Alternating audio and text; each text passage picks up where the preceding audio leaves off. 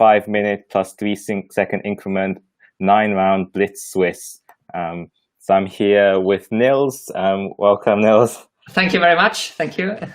So yes, very exciting games. We're starting at 7:30, so starting very soon now. But first, do you want to introduce yourself, Nils? Well, I'm a chess grandmaster, Nils Grandelius from Sweden, currently living in Copenhagen, Denmark. Professional chess player since many years, since I finished high school, basically, and yeah, nowadays also a bit of a chess streamer as well on Twitch, but mainly playing chess. Perfect. What about yourself? So, who are you? I am not quite a chess grandmaster. I used to play, but maybe up to 2200. But now playing the general games, including playing the Mind Sports every year. So play a few other games like backgammon and several of the others in the Mind Sports Olympiad, and a software developer by profession. But you are playing basically all the different mind games. Yes, I am. But chess, which one is your strongest? It's backgammon and chess, or? Yes, chess and backgammon are main ones. And which one do you prefer the most?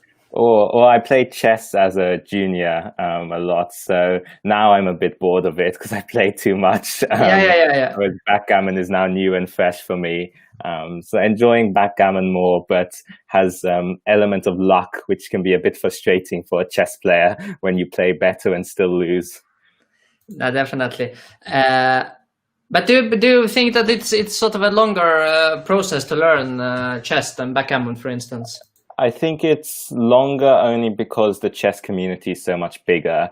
So for backgammon, because it's a smaller community, you can get to a higher level a lot faster. Because it's slightly less competitive. Obviously, still getting to the very top takes a long as well.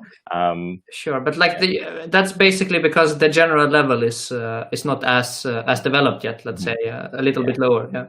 Yeah, and it's simply the amount of players and hours put in. Exactly. Yeah. Yeah, I see.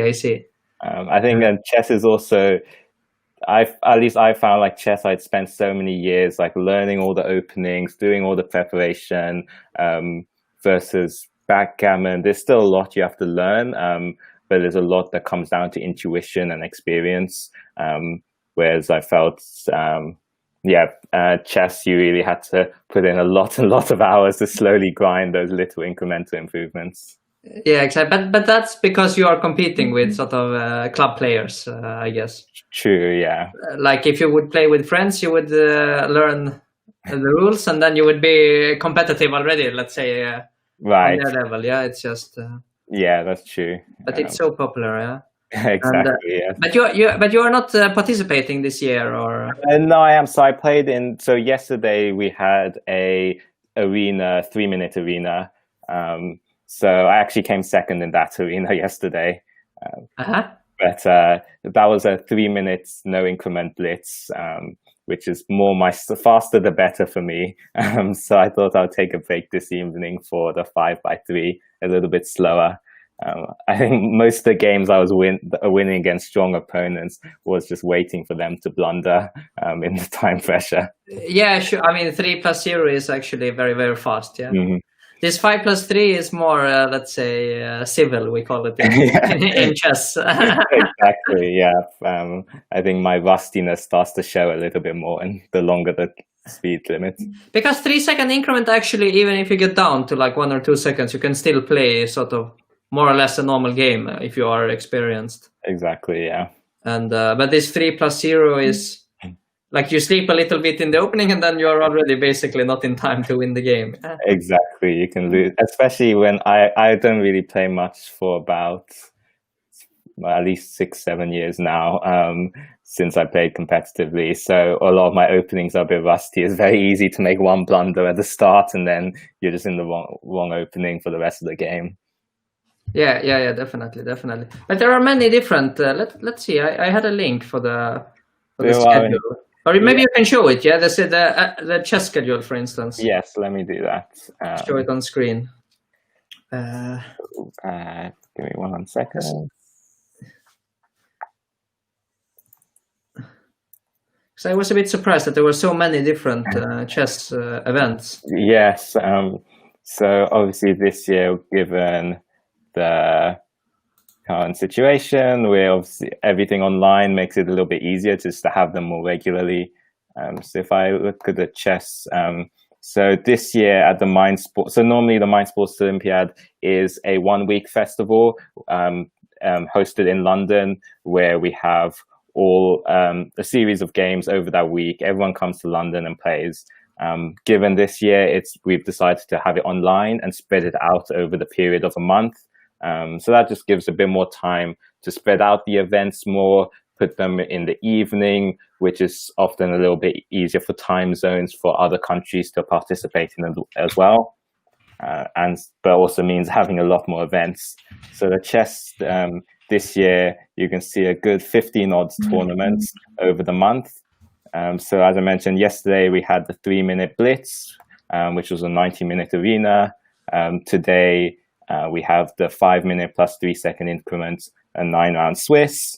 And then next week, we have 960, an arena, and then a Swiss. And throughout the week, we have a mix, Crazy House, Atomic Chess, 3-check, a couple of bullets, 10 minutes or a bit longer if you prefer a bit longer, Blitz, 3-check again, anti-chess. So a big mix, all of them hosted on Light Chess.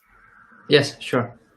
No, it's actually, yeah, it's many, and how, like, because I this is one Swiss event, but there is some combined sort of scoreboard for the chess section, but then there is also a combined one for all the Mind games together, right? Correct.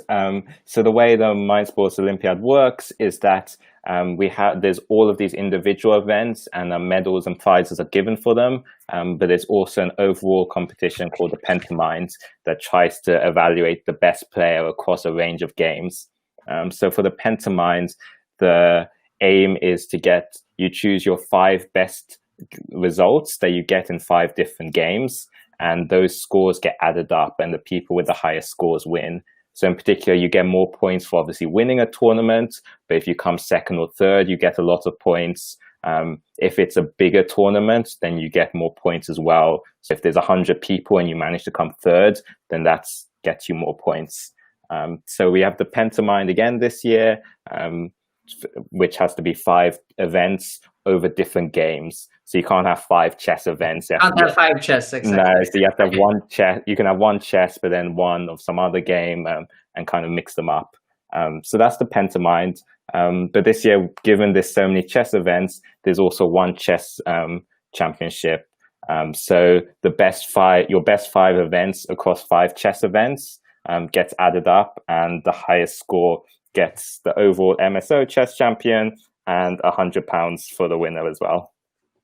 I see. Yeah. I mean, we should mention the tournament is now starting in 5 minutes, but everyone can still join, right? That's right. Correct. You can join right up to the last second, I guess. Correct. So if you have a look, we can post the link as well. You'll find the link on the MSO website to the Light Chess Swiss event, and that event will take you. Let's see, if I take you here, that'll take you on to Light Chess. And you can join, like I said, anytime up to that 5 minutes. So go ahead and please join. We've got a good 63 players already entered. You have a nice. Yeah, it's quite strong actually. I mean, already some plus 2600s and. Exactly, you've got strong players. IM, 2 FMs. But you have a big mix. So you have right down to let's see, at the lower end. Up to 1500, so definitely a mix. Don't have to be a grandmaster to be entering. So definitely encourage everyone to join. Yeah, definitely not. I mean, maybe it's even. Yeah, it's everyone is as welcome. Yeah. Absolutely. Let me see. So yeah, starting in 4 minutes, and yeah. What has been going on otherwise today in this world? It's the Mind Sports Olympiad. Correct. So this weekend was the start of the month-long festival. So today there's been Settlers of Catan, which is in its final table. Should be finishing or is playing at the moment, which is streaming on the Mind Sports Facebook website. If you're a keen Settlers of Catan player, there's also been Bridge happening, which was over the Saturday and Sunday. So that should be at the finals at the moment as well. We also, this evening, there is Carcassonne, which is another popular game, and there's also Sudoku. So the Mind Sports has quite a mix from Sudoku to board games like chess, and then more multiplayer games like Catan and Carcassonne. Quite a big spread of games. That's very nice. Yeah, I think I will. Maybe I will try some other game, but I have only so far tried to play like Go and Shogi, like the games that are very similar to chess in style. So actually, the Pentamind Championship in the last few years, 3 of the main winners are all extremely strong chess players, like 2200 plus players. So I think it's quite telling that chess players are often very good when they pick up these other games. So all 3 of them were chess players as juniors, played internationally, and then discovered the Mind Sports, started playing all the other games and just picked them up really quickly. So I think chess is usually a good indicator, even for what seem like very different games. Yeah, I guess it goes back to what you were saying, that this sort of general level of chess is quite high. Like if you are, as you said, 2200 rated chess player, it meant probably that you spent, at least a few thousand hours trying to learn the game. And then were you to spend a few thousand hours in a little bit less popular game, then that would probably take you quite high quite quickly. Yeah, exactly. Yeah, and they're very similar skills in terms of the whole problem solving, getting tactics, getting strategy. Exactly. So has it been this very similar to chess games that they are like these, the ones who are winning the combined things? Are they winning also in Go and Shogi, or are they winning in the rarer ones? No, really mixed actually. So last year's winner was Ankush Khandelwal. He was a strong chess, or is a strong chess player. But you'll see he plays across the abstract games, across Euro games as well. So these 4-player group ones. He also plays professional poker, so maybe he has both skills to him. But no, I think all 3 of those winners I had in mind, Andres Kusk and James Heppel, they play a mix of games and actually very skilled at all of them. Like you say, slightly different skills involved, but often smart people, they'll transfer their learnings and pick them up. Yeah, exactly. Like, because the skills are the same, even though the games are different, I guess. Yeah, exactly. And now we are even about 70 players in the tournament. It seems people have. Excellent. How many were you yesterday? Yesterday we had 62, I believe. 62. So we are breaking the record, or crushing the record even. Exactly. It's just excellent to see. It's not too late to join for anyone viewing now. But now probably you have to be quite fast, yeah, because now yes. I'm actually not entirely. We will soon see whether it's possible to join later. But should I share my screen now? Yes, please do, yeah. Because now, hang on, let me share this one. Hide. So can you see this? I just started sort of on the top game, but then we can later see whether you have some favorites you would like to follow. Yeah. No, we can start here. This is a good place. So do you know these people? Yes. So Black is Magic, who actually won yesterday's 3-minute arena. So he played very well. Out of the arena, he got 68 points, and the next second place was on 58, and there was a few on 56. So he was far and away ahead of the lead. So very strong player. We had a playoff between first and second for the winner, which he crushed me on in both games. Because you were finishing second, actually. I was, yes. So we had that, but I didn't really stand a chance. Very US also rated 2600, which is only, I mean, it's quite similar to my own rating, in fact. So. Yeah, a very strong player, yeah. But exactly. It's also a little bit different now in the Swiss, because I'm so used to these arenas where number 1 is always starting against number 2. Right. Yes. So here we see that they split the table in half, which means that he's number 1 against number 38. Yeah. Oh, I see. Okay, they've mixed them up a bit. Yeah. So it's like completely open. But yeah, I mean, I don't know, but we seem to me like we picked a slightly boring game so far. But you are seeing what I. Yes, that's sharing. I mean, yeah, exactly, and I think it also goes out. Yeah, so. Cool. So yeah, should we maybe talk a little bit about the chess by now? So, yeah. So what do you think about the position? I mean, so white has obviously the isolated D pawn, which black is got all shots firing at knight, bishop. The knight on e7 will probably come to f5 and attack it as well. Yeah, exactly. So yeah, everything's coming in. I think white is probably looking at something like bishop e3, queen d2, and then bishop e3 played. Yeah, impressive guesswork there.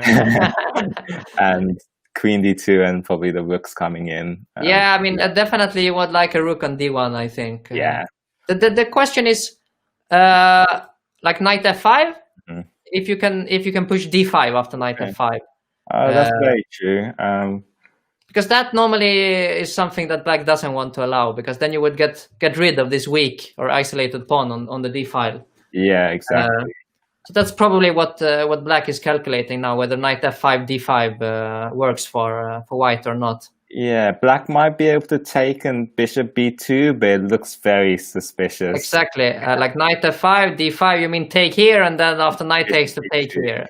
Very greedy, but very greedy. But and also the knight on d5 will be very, very strong. So yeah, knight on d5, bishop will come to c5.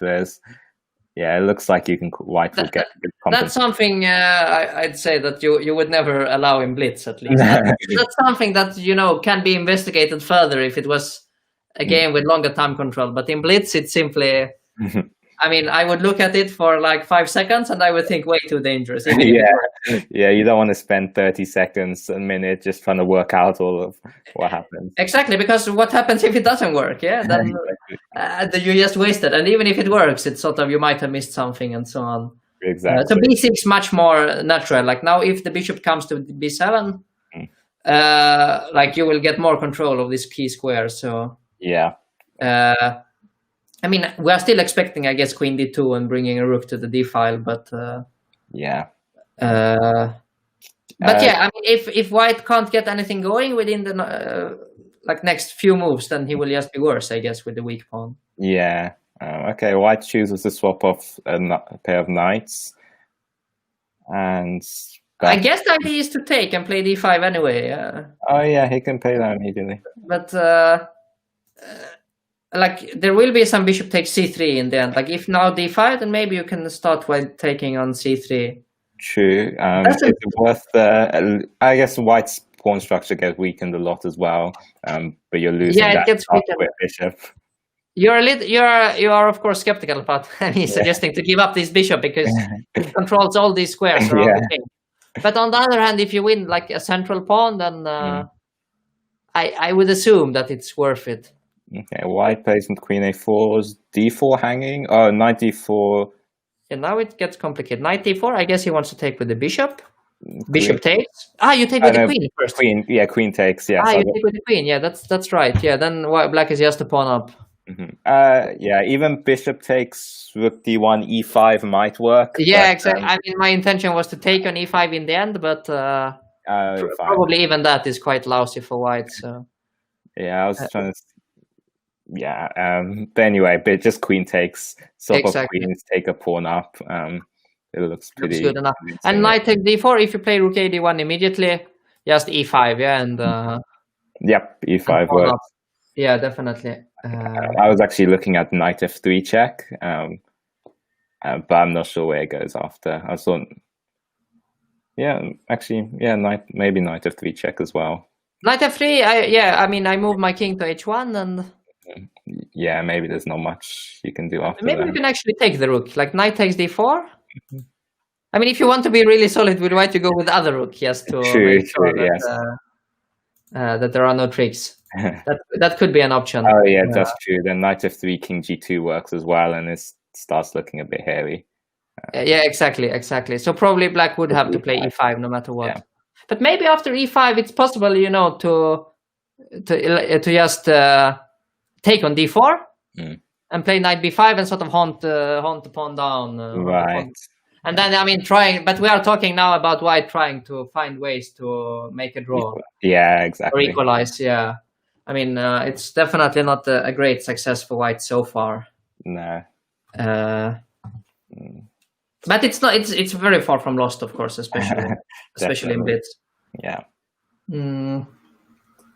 Yeah, but also goes for the. He does go with the e rook. Yeah, that shows some cunningness. Yeah. Yeah.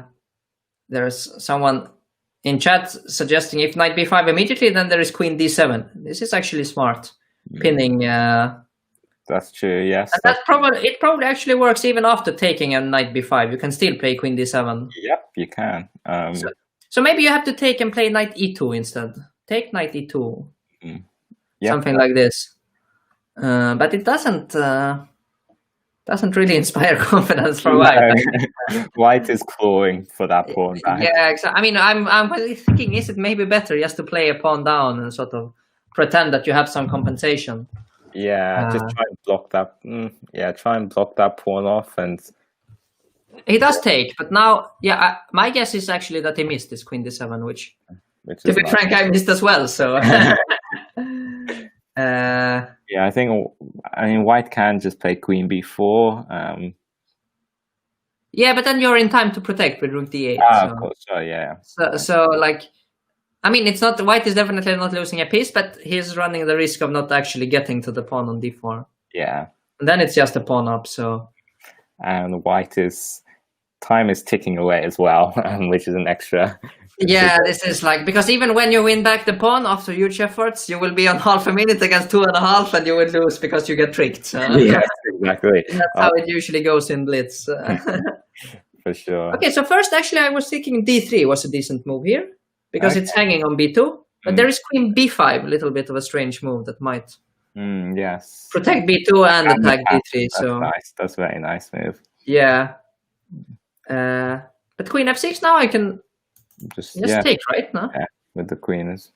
Yeah, with the queen I was a bit skeptical because queen f3 was possible, but I think queen f3, queen d2.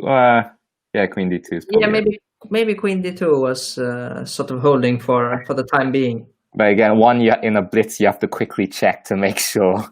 Yeah, I mean now it's pawn up for black because b2 is dropping, but at the least the knight on c6 is doing some work.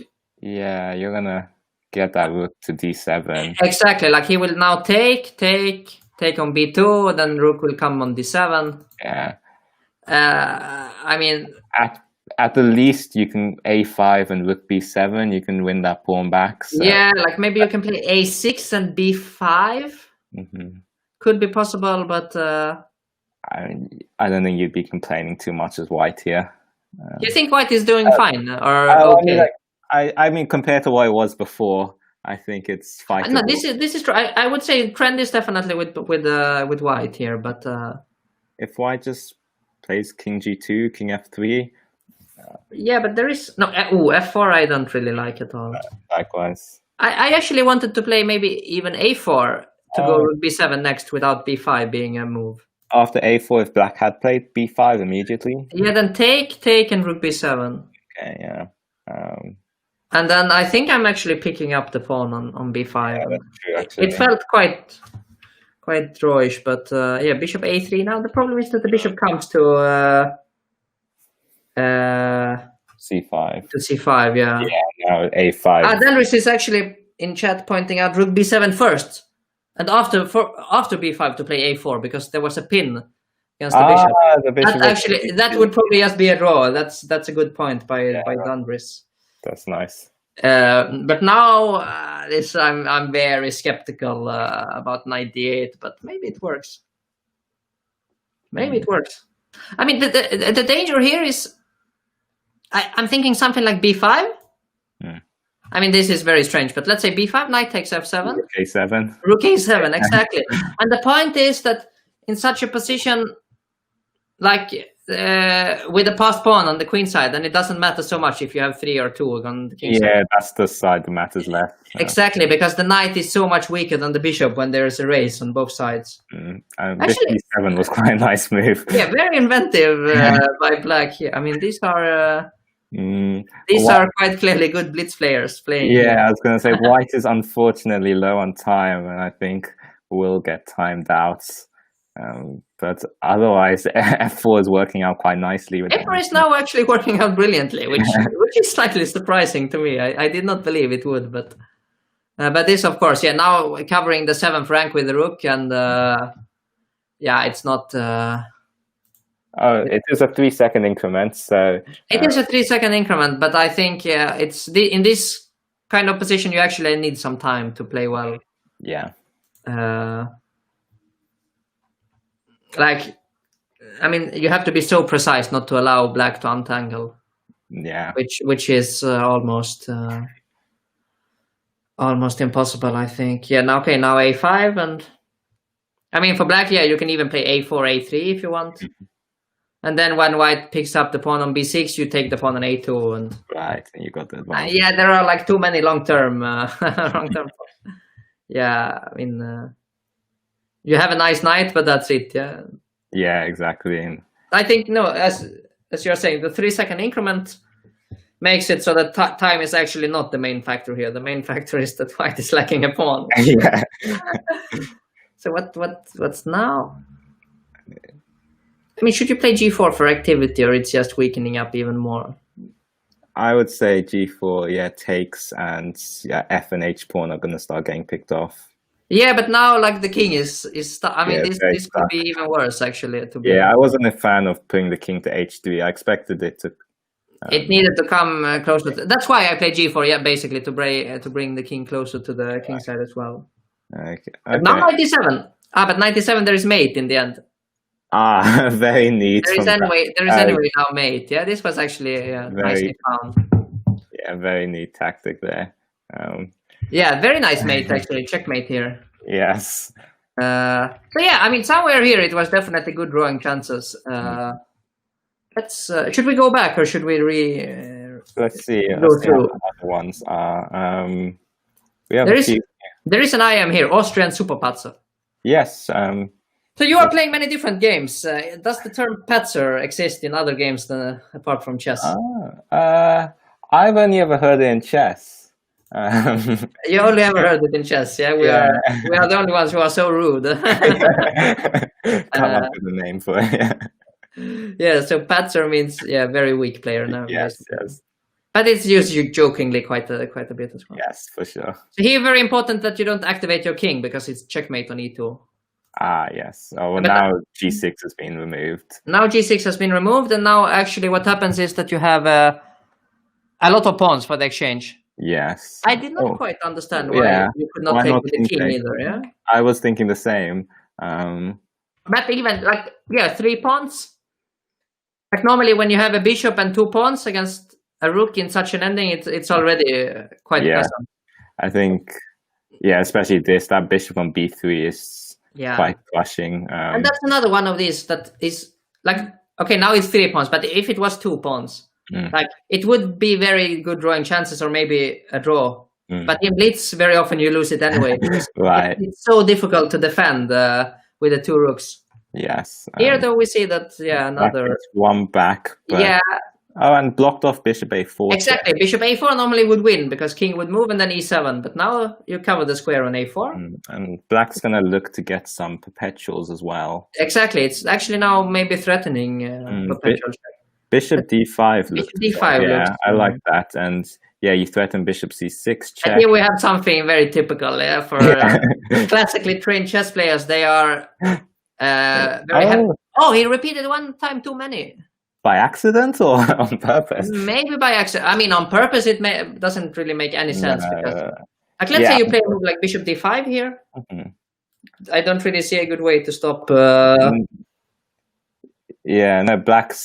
rooks are a little bit self-tied. So rook g5, king takes d4. Exactly. Maybe he missed that the rook was hanging after rook g5, but because bishop d5 to me looks especially practically, like the worst that can happen is that he somehow finds a way to sacrifice for the bishop and make a draw. So right, exactly. No reason whatsoever to make a draw immediately.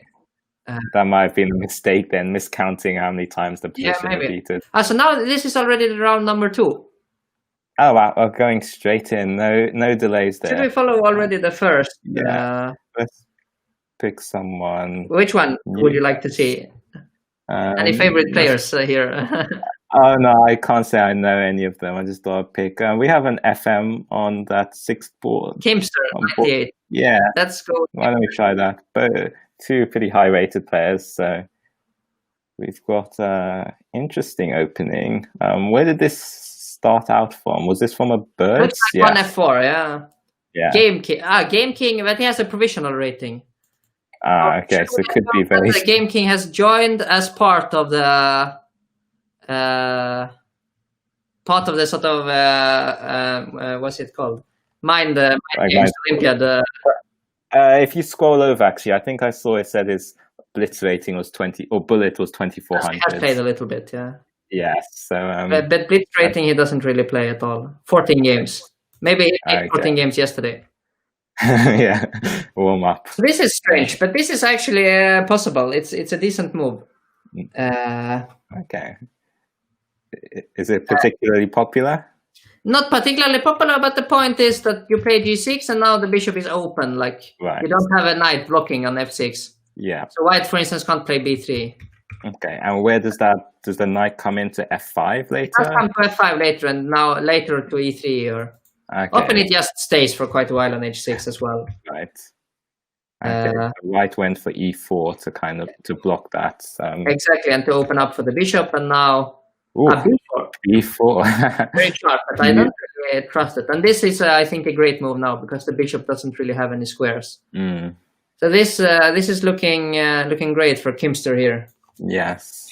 I think bishop's gonna. Oh yeah, if bishop d4, then black can take on d4 and then knight e3 to get the exchange. You mean bishop d4 takes, knight takes, and then knight e3 in there. Yeah.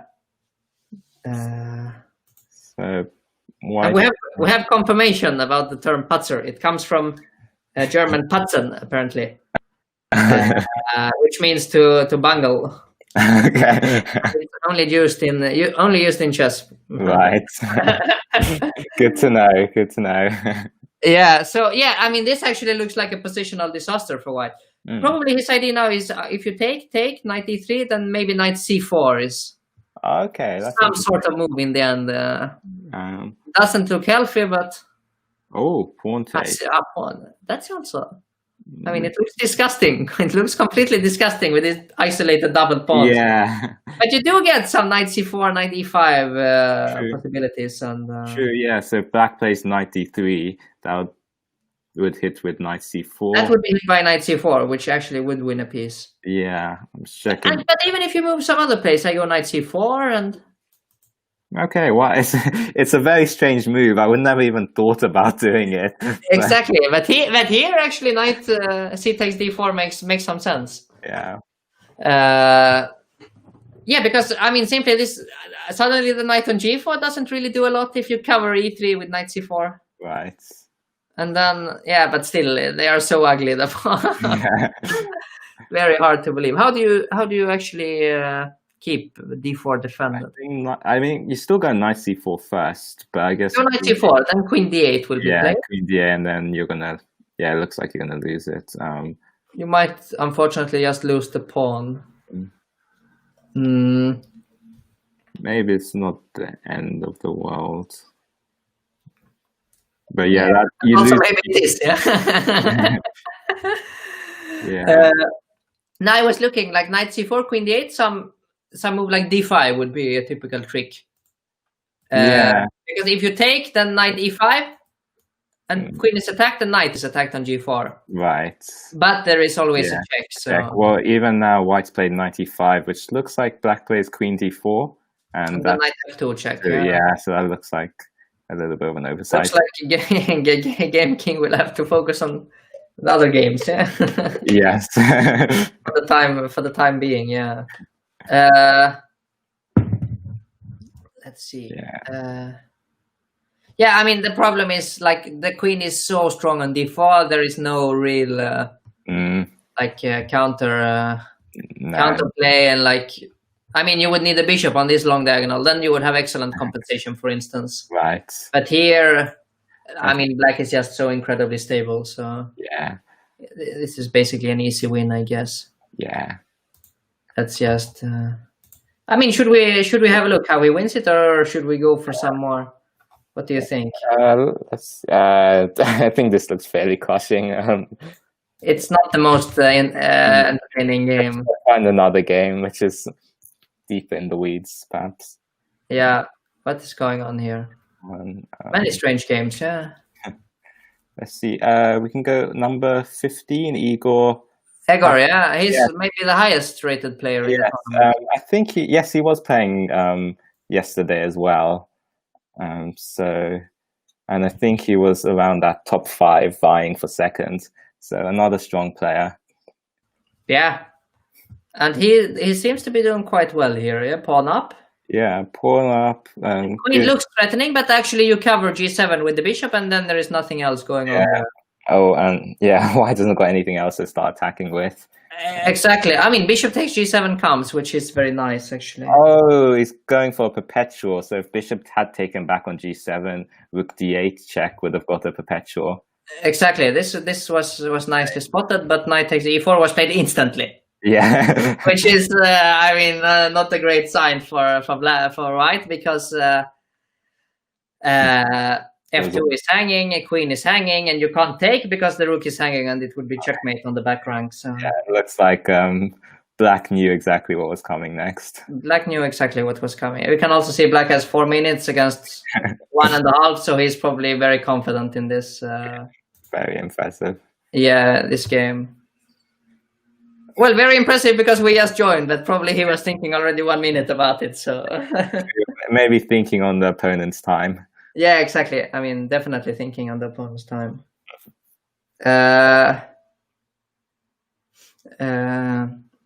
Yeah, basically, I mean, I expect white to resign this game, probably. Yeah? We joined just as it's about to end. This, I mean, for me, it's completely different because I'm just so used to these arena tournaments where you just, you resign quickly and you start a new one and you keep going, yeah? Yes, exactly. This is actually a Swiss, so you have to wait for everyone to finish, right? And then you will get paired again. Yeah, we have a mix of both tournaments over the month, which I think is excellent. I mean, I like them both, but it's just a little bit confusing, and when you're not used to it. Right, you used to seeing the immediate resign and move on. I mean, because with black now, you would actually be incredibly, how do you say, precise and try to win in the cleanest fashion. Right. In an arena, I would just quickly make some moves and wait for my opponent sort of to resign and start a new one. Yeah. It is a little bit different, but yeah, this will be lost quite soon. Yeah.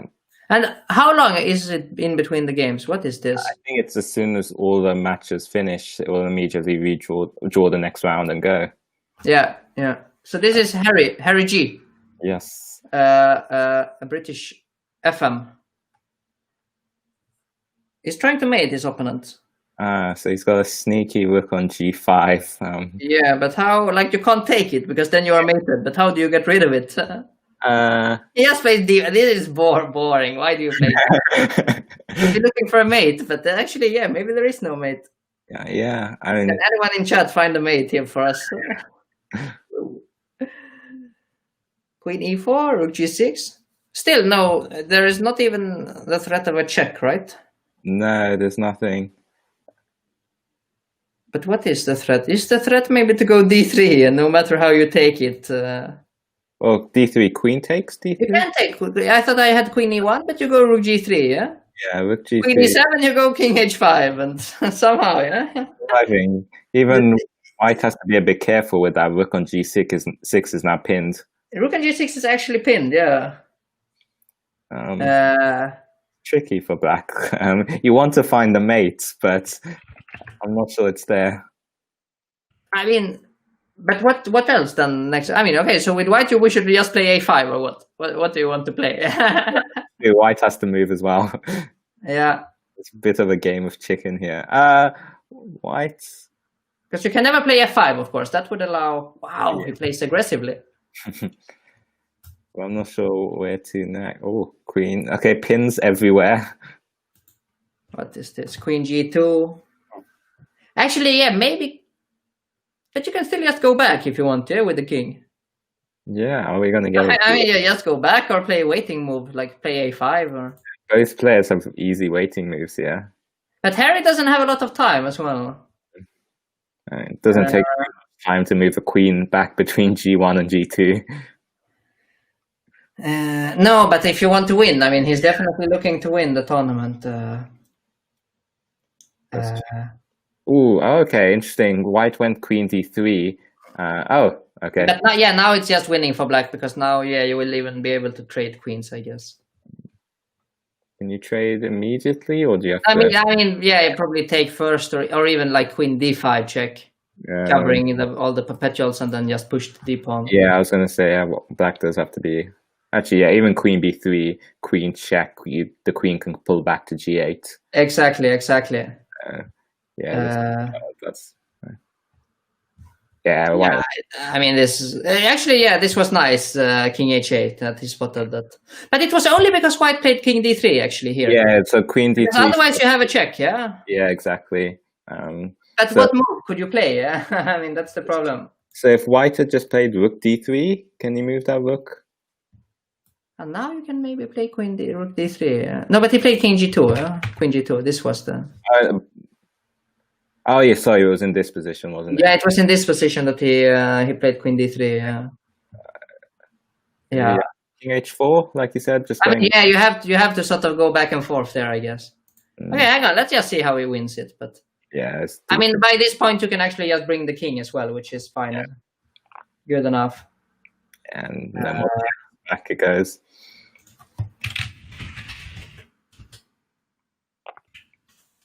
Nice. I mean, G6 is even like it's too solid. But I mean, it's good technique actually. It's you should not hurry. There is no reason to hurry in such a position. Exactly. I think he wanted to go king f5 without having queen h5 check be a nuisance. Exactly. Okay, h5 is a good try, but I mean, yeah, even take here is fine. Yeah. Guess any move. Queen e3 check and queen e1. Yeah, I mean, it's hoping for some g7 in the end, but there is nothing. No. Okay, this is queen f3 check. Very nice. Yeah, they will. If you trade, it will actually be checkmate. So. Yeah. Nice game by Harry, but very peculiar sort of middle game position there. And yeah, if white can hold that. Huh? I'm wondering if white can hold it if they hadn't played queen d3 first. Yeah, it's very... I mean, my guess is that it's not possible, but we don't know. What is still going on here? A few more left. Not so much excitement. This one looks completely gone. This one is the one with the most. It's, again, this Polish winner of yesterday's tournament. Yes. And both players on less than 15 seconds. Oh, nice. Okay, going for a sneaky queen e5 fork. Exactly. Which is now very important not to go to f7, because now if you take, there is knight e5. Yeah. You needed to go to, let's say, f8, and you would play with queen and knight against queen, which is a fairly simple draw. But now it's just lost. Now everything is even falling with check. And I mean, you need to remove this pawn as black. Yes. As the defender. Now, like, knight takes e6 is perfectly fine. Yeah, knight e4 and everything. Yeah, it's just, I mean, if you don't get to this pawn, then you are for sure always lost. So, okay, good win by, how do you say it even? KSTTV. Not sure how this username. These Polish names are pronounced. Actually, no vowel at all there, which is even by Polish standards quite. I think his actual name is Maciek. So Maciek, yeah, okay. Just his username is. Yeah. So this, yeah, I mean, how to win this? It doesn't really matter. I would probably start with a check, but there are many ways. You're looking to trade queens, of course. Yes. But also looking to give a few checks, and the opponent somehow blunders something. very normal as well. Okay. Okay, happens, yeah. Last try, but it doesn't work that well in online, these kind of tricks. So final game is this of the round, but yeah, not so exciting. No, that is a knight leap is Eitan, so the organizer of the Mind Sports Olympiad. This is actually the organizer of the knight. Yes, Eitan. We should enjoy him win this brilliant game. Exactly. Good for everyone to see. How did he play actually? This is looking very scary, yeah? Yeah, this is His sacrifice here, yes. Okay, and black. Somehow he was defending there very tenaciously, yeah. Yeah, must have. Look at the tournament. So this is the Swiss. No, it is possible to join, yeah. Okay, so anyone watching, if you haven't joined yet, it is possible to join, yeah. Do join. I thought actually in Swiss it wasn't possible, but if you join, I guess. Yeah, you just start on 0 points, but but also you have to sort of wait until the current round is done, yeah. Yeah, it looks like next round starting now anyway. So next round is starting. So then if you join before, then okay, but then you can. Then it's possible to. Let's have a look at some new. Games, yeah. Let's see Jose Luis against Luis. Why not? This also is starting out as a very sharp game. This is the Benka Gambit. Yes. But played with Queen C2. Is Queen C2 not a normal? No, it's fine. It's not the most common, but it's possible. Okay. There is a very nice trick here somewhere, but okay, it's a bit. There is a grandmaster called Ivan Sokolov who has blundered a pawn on move 6 in this line with white twice. Wow. Okay. Many years in between, but still. It happens. Yeah. So it's sometimes it happens to us all. And in such positions, especially in Blitz, I'm always very tempted just to play b3 and let black take the rook if he wants to. Oh, interesting. Just because these dark squares around the black king, they are so vulnerable. And like without this bishop, you lose a lot of your sort of aggressive potential. Right. Because now, for instance, you have control of e5. It's not so easy to push. Yeah. And sort of all these squares are a bit like you can trade queens here, for instance.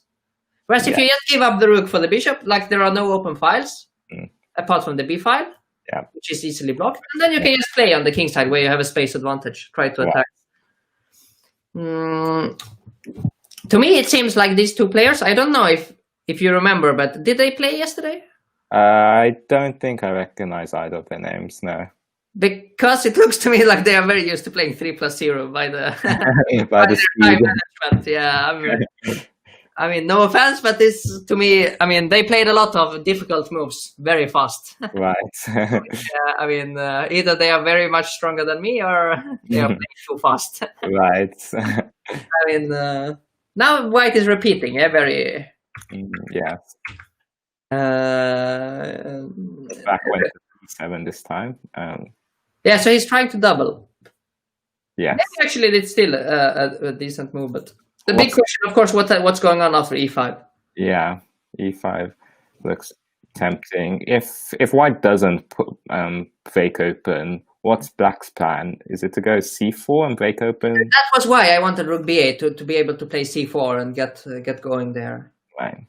This knight b6 is just pure prophylaxis against e5. Like you just want to attack d5 to stop e5. Yeah. But it's definitely a step in the wrong direction, I think. Okay, it does double up to help push c4 as well. Does help push c4, but now e5 looks. E5 looks tempting. It looks very tempting. Yeah, to me it looks like white is beginning to take over. But okay, e5. Then what's next? Yeah, like you play c4, I guess. c4. You can take on d6. You can take on d6 twice, but that okay, we're about to find out. Yeah. Doesn't look healthy at all. Actually, once is maybe enough to take. No, actually, it's good to take twice because after you take, let's say, I mean, c takes b3 is by far the most natural move.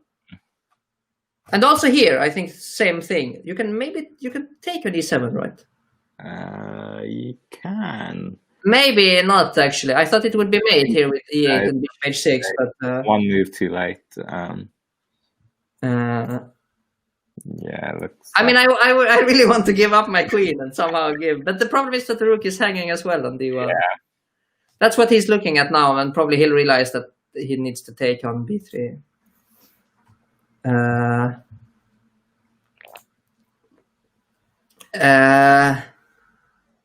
So otherwise, white after queen b3. I guess black has things like knight c4 and knight d6, perhaps. Yeah, exactly. No, but actually, still after queen takes knight c4, then you can take an e7, right? That one you can take, yes. Because you will get e8 in the end, and that's too much, yeah. Yeah. So yeah, I'm not really sure why he's thinking, because this to me looks like by far the only move. Yeah, maybe queen b3, black does ed6 first, and you can't go bishop d6 because then knight c4. Maybe, which is not entirely clear whether you can or you cannot. He did take on d6. Okay. So let's see, knight c4, I guess bishop b4, but that... Yeah, but it doesn't look healthy, yeah? Like bishop b4, queen b5? a3, at the least knight a3. But also a5 seems to win. Oh yes, of course, even easier. But actually, after queen b5 or queen b6, you can move the bishop again if you want to. True. Because then the queen is no longer... it could be that this is actually working. Yeah.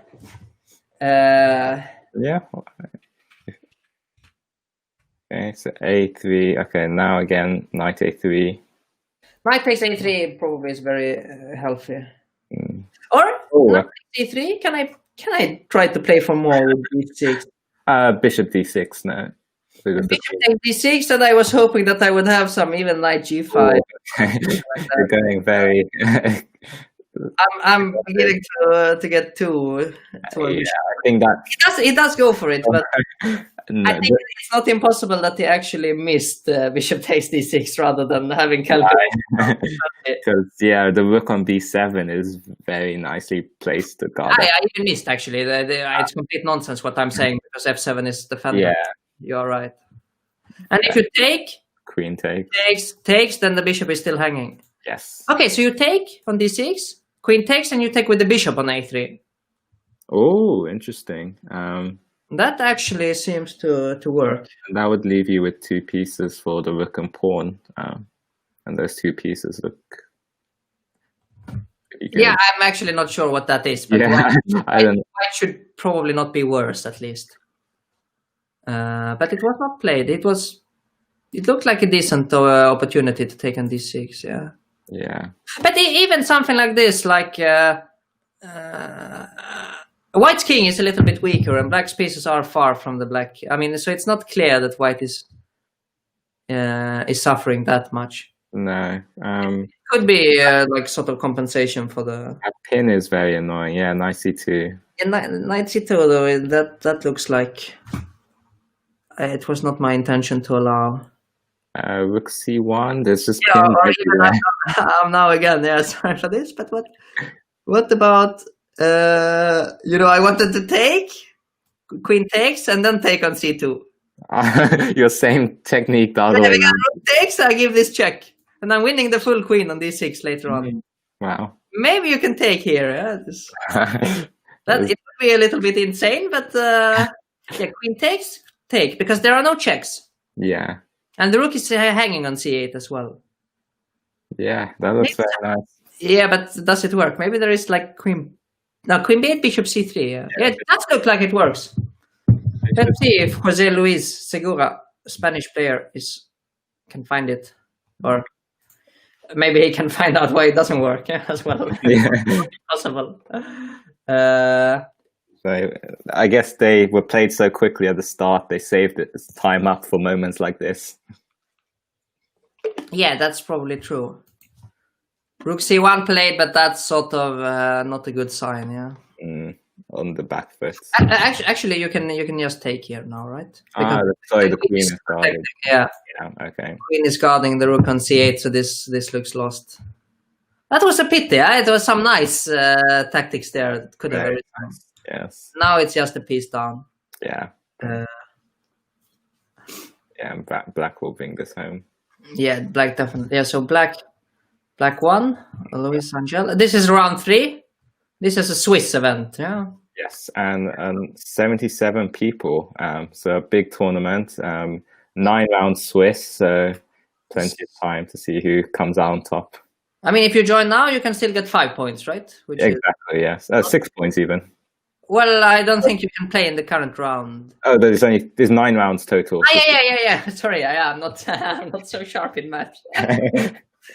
Simple addition. Okay, let's see Harry G. Yeah, because this looks exciting. That game hurt your brain. Someone is saying chat. Well, I don't know. Yeah, but it was complex. I thought it was actually an interesting game. Very complex. What is this one? Yeah, white is attacking on both sides. Yeah, yes. Down the middle on the d file, you can just pick up a free pawn. Can pick up a pawn, and you lose a lot of the momentum.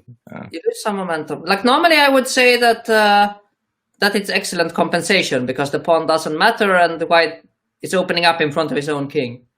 But here we have this pawn on h6, which really is sort of puts pressure on the black king. Yeah.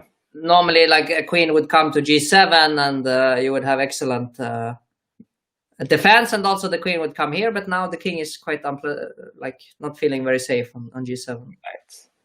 So this, yeah, it looks very nice for white actually. Maybe like 95 even. Like queen e5. Oh, you think I don't have any continuation? Yeah, maybe he plays 95, but. Doesn't mean that it's the best way. I mean, I can see. Yeah, I'm just curious where if queen e5, because I want to get that white queen onto c3 and get that. We want to deliver checkmate. That's clear. Gets there on that diagonal first. How do you kick that queen off? I guess you've got things like bishop c4 and rook e1. Bishop c4 is a very sound. And again, this pawn on h6 is so incredibly strong. It really is. Actually, do you know, like in chess, what we call this pawn? No. We call it Harry the H pawn. Oh, really? That's like from Simon Williams, the ginger. Yes. He introduced the term Harry the H pawn because he always likes to push right. Harry. And here we have a player called Harry pushing very Harry. And completely crushing. Yeah, very strong Harry. And now this is very important because he took on g6 specifically when black could not take back with the bishop. Right. Due to the discovered attack, because normally the bishop would be excellent on g6. White's played h7 check. Yeah, I hate that move, to be honest. Yeah, I'm not. I think like you say, g7 is now free, and now you could even just put the queen on g7. He puts the queen on g7 now, and white is 2 pawns or 1 pawn down. And I mean, maybe it's still a mess, but with the pawn here, this would already be resigns, I guess. Yeah. I mean, you would just simply not be able to defend the king. But anything can happen.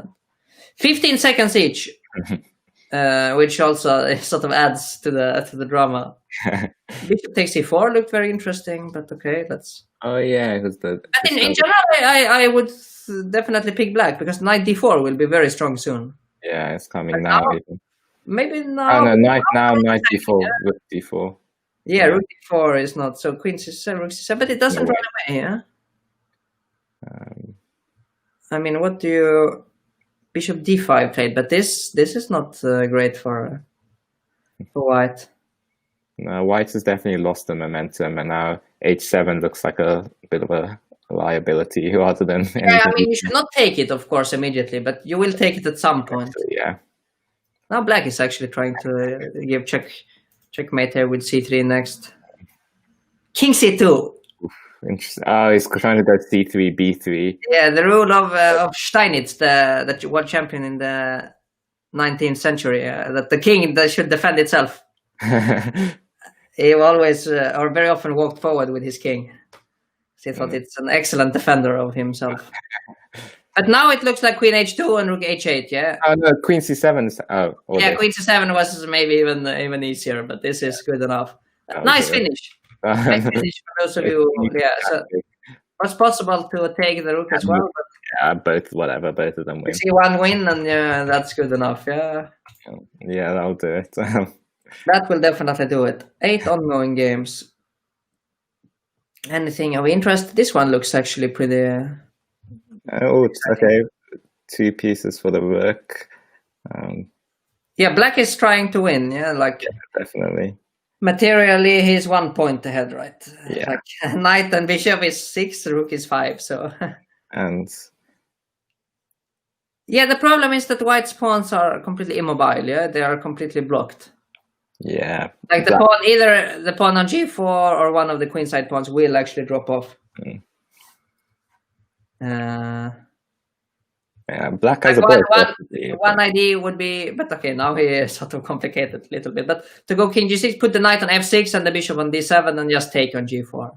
Right. Can you afford to do all of this? The rook can never. The problem for white is where are you going to attack? Yeah, that's true. Yeah. I mean, white's okay, he's doing his best, yeah, but you have to. Okay, yeah, he's gonna.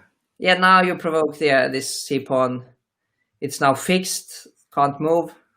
Actually, maybe this is more technical than what I suggested, because now you keep the bishop in defense. Yeah. Like rook knight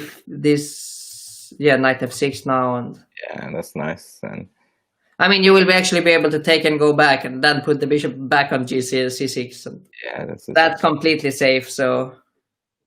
Oh, rook b7 was. Why did he take with the bishop? Here you can take on b7, and it's a game again. Yeah. Yeah, I mean, why? Because he had 8 seconds, but. Yeah, maybe just pre-moved. Yeah, maybe pre-move, because he was sure that knight takes would come. Yeah. That's an unfortunate pre-move, because it actually would have given him chances to save the game. Yeah. It does but yeah, now. Yeah, now it's so simple, because everything is defended, and you can just push slowly. Yeah. Even if you want to, you can just go with the king to. Exactly. Yeah. So I mean, that's the safest way, but everything is winning here. Yeah. G4, G3. Yeah. Yeah. Nice. I mean, not even. Yeah, you don't even need G3 for the time being if you don't want to. But... Yeah, this. But it's probably the last game to. Yeah. No, this some rook ending, but okay, this rook ending is. Draw. The other one we have Magic against Eitan.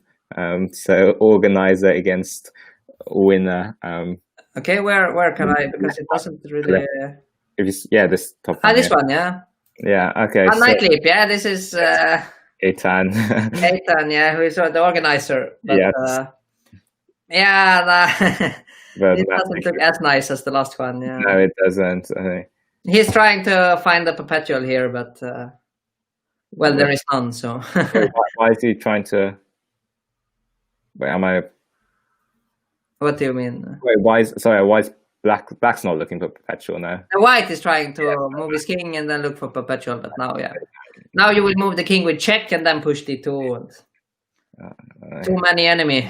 Yeah. Okay. Oh, that way check and d2. Yeah. I mean, the central pawns are quite good. Yeah. Actually, when you have a pawn and the queen against the queen, the bishop's pawns are the strongest. Okay. The bishop's pawns are almost always easily winning, whereas most of the other pawns are generally quite complicated. Because then simply you have enough room to hide on the side, right? But you're also blocking from checks. Yeah. Okay. Nice balance. Yeah, because when you have a central pawn, okay, it's still winning, but there is a little bit more room for the queen to give checks from both sides. Yeah. Whereas if you have a bishop's pawn, you can't really give check from the short side. You have to go from the long, and then it's easy to escape. So that's actually not that many people probably know it, but bishop's pawns are the thing to choose if you can choose. This is good enough now. Even e4, e3. Yeah, that'll do it. Yeah. You think he will play? Look for some stalemate trick? No, he resigned. Yeah. Yes. Yeah. So that was that round. Yeah. So next round is starting in 25 seconds. So nice and quick.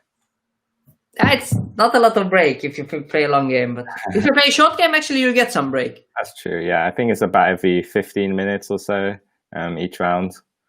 Every 15 minutes, yeah, because could definitely be, but it's still possible to join if anyone wants to play. Definitely possible. So how many do we have? We have 8 players on full points. Yes, 8 players on 3 out of 3. So which one would you pick this time? Let's see who comes with an interesting opening. We'll take that. Yeah, let's watch it to see. This looks very funny. Hello, Queen D3 on move 2. Queen D3 knights. I mean, we have seen Harry already, but let's watch one more time because I have been playing professionally for many years and I have never seen this position after 2 moves. So this is quite something. I guess he's threatening to take the pawn, yeah? Yeah. And the point must be to play e4. What else? No. Wow. I have no idea what is this. Yeah? I mean, I've never seen... Wow. This is something else. Yeah. I mean, what, FG4, you play H3 and try and cross that. I guess you play H3 and you try to give mate on the H file or something like that, but doesn't look that convincing to me. No, it can't be. Tony is asking in chat if this is prep. Well, then it's some very deep prep which we don't understand. Yes. But I have to say that this move on move 2, this knight c6 was played surprisingly fast. Yes, as if almost as if he knew it, which is completely insane if you ask me. Yeah. What is even the point after d5? I don't know.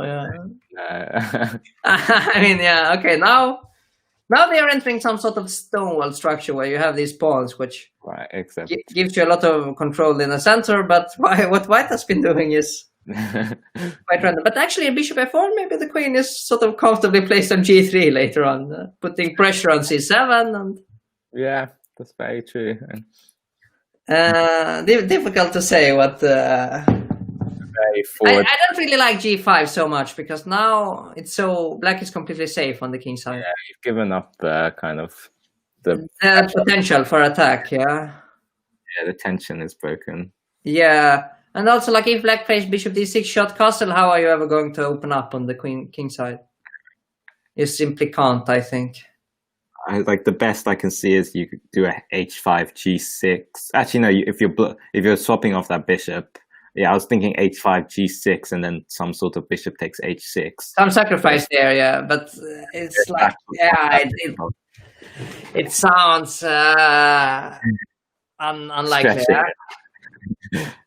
Yeah, for sure. I think black is just clearly better.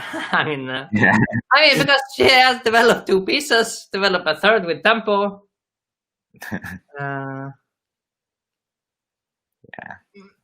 Someone is pointing out after 2. I said I have never seen it after 2 moves.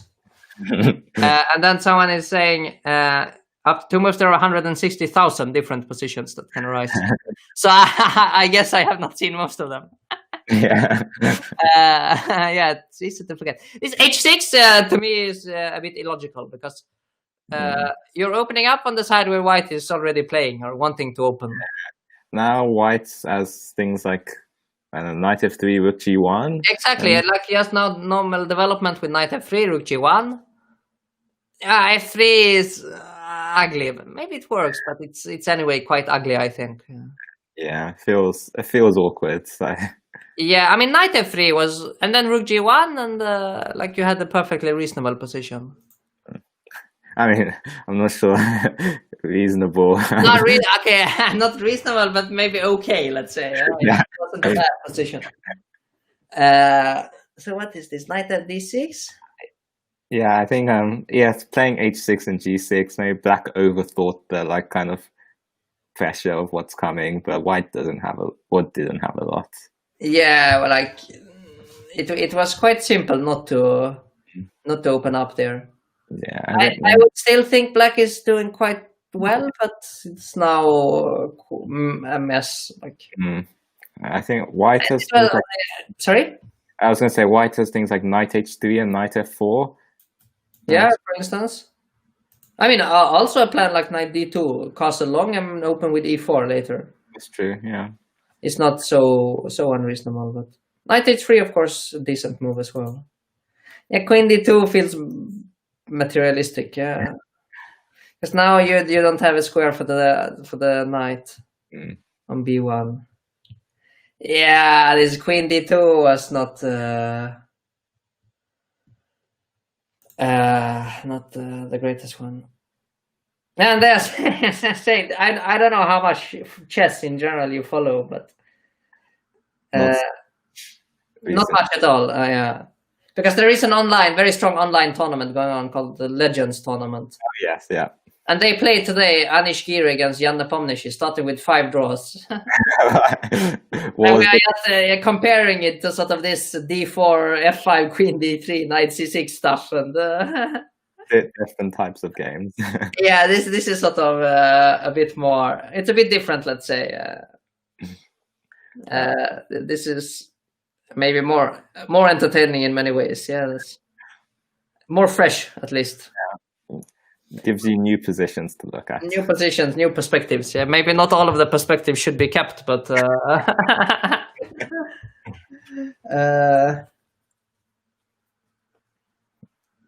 so what about this? Yeah, rook h5. Maybe.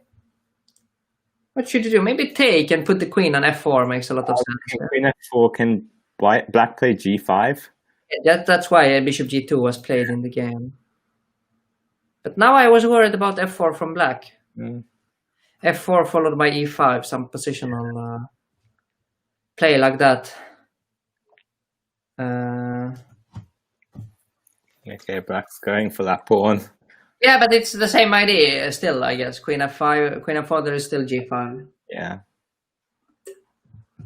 But I like this move very much. Knight a3. I was just about to say, you go knight a3 and you castle long on the next move. Exactly. Forget the pawn, get some activity, and it's not so easy. Yeah. I think black is best off doing similar, bishop d7 and bishop d7 immediately. But bishop d7, maybe I can play knight b5. Yeah? And after castle? Queen f4. Oh, okay. It's not so easy to defend. You end up going bishop e8, don't you? Yeah, you have to play bishop e8, but yeah, no, okay, queen f4. He just wants to double, play bishop e8 and then collect on h4. Oh, true, because white took an extra move. Yeah, exactly, but okay, now probably you should play something like e4, I guess. Just open up and see what happens.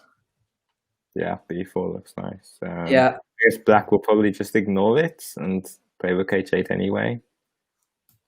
Yeah, and then you would have to sort of hope you have something. Yeah, maybe take on d5 and play f4, opening up for the bishop, or something like that. But yeah, now queen f4. Yeah, it looks like it's a move too late now, because now knight b5, bishop e8. Yeah. This feels like Fischer random or chess 960. There will be a chess 960. It will be. I think it's or in a few days at least. Actually, this Wednesday and Thursday. So Wednesday there's an arena 960, and on Thursday there's a 960 Swiss. 960 Swiss. Okay. So both are options. Both starting at 7:30 p.m. UK time. Yeah. So 8:30 Central European. Yeah, so what is this now? How do you stop? Well, you can't take immediately, of course, because there is mate, but a move like a6 was probably a major threat. Yeah, exactly. You're gonna just wait an extra move. Exactly.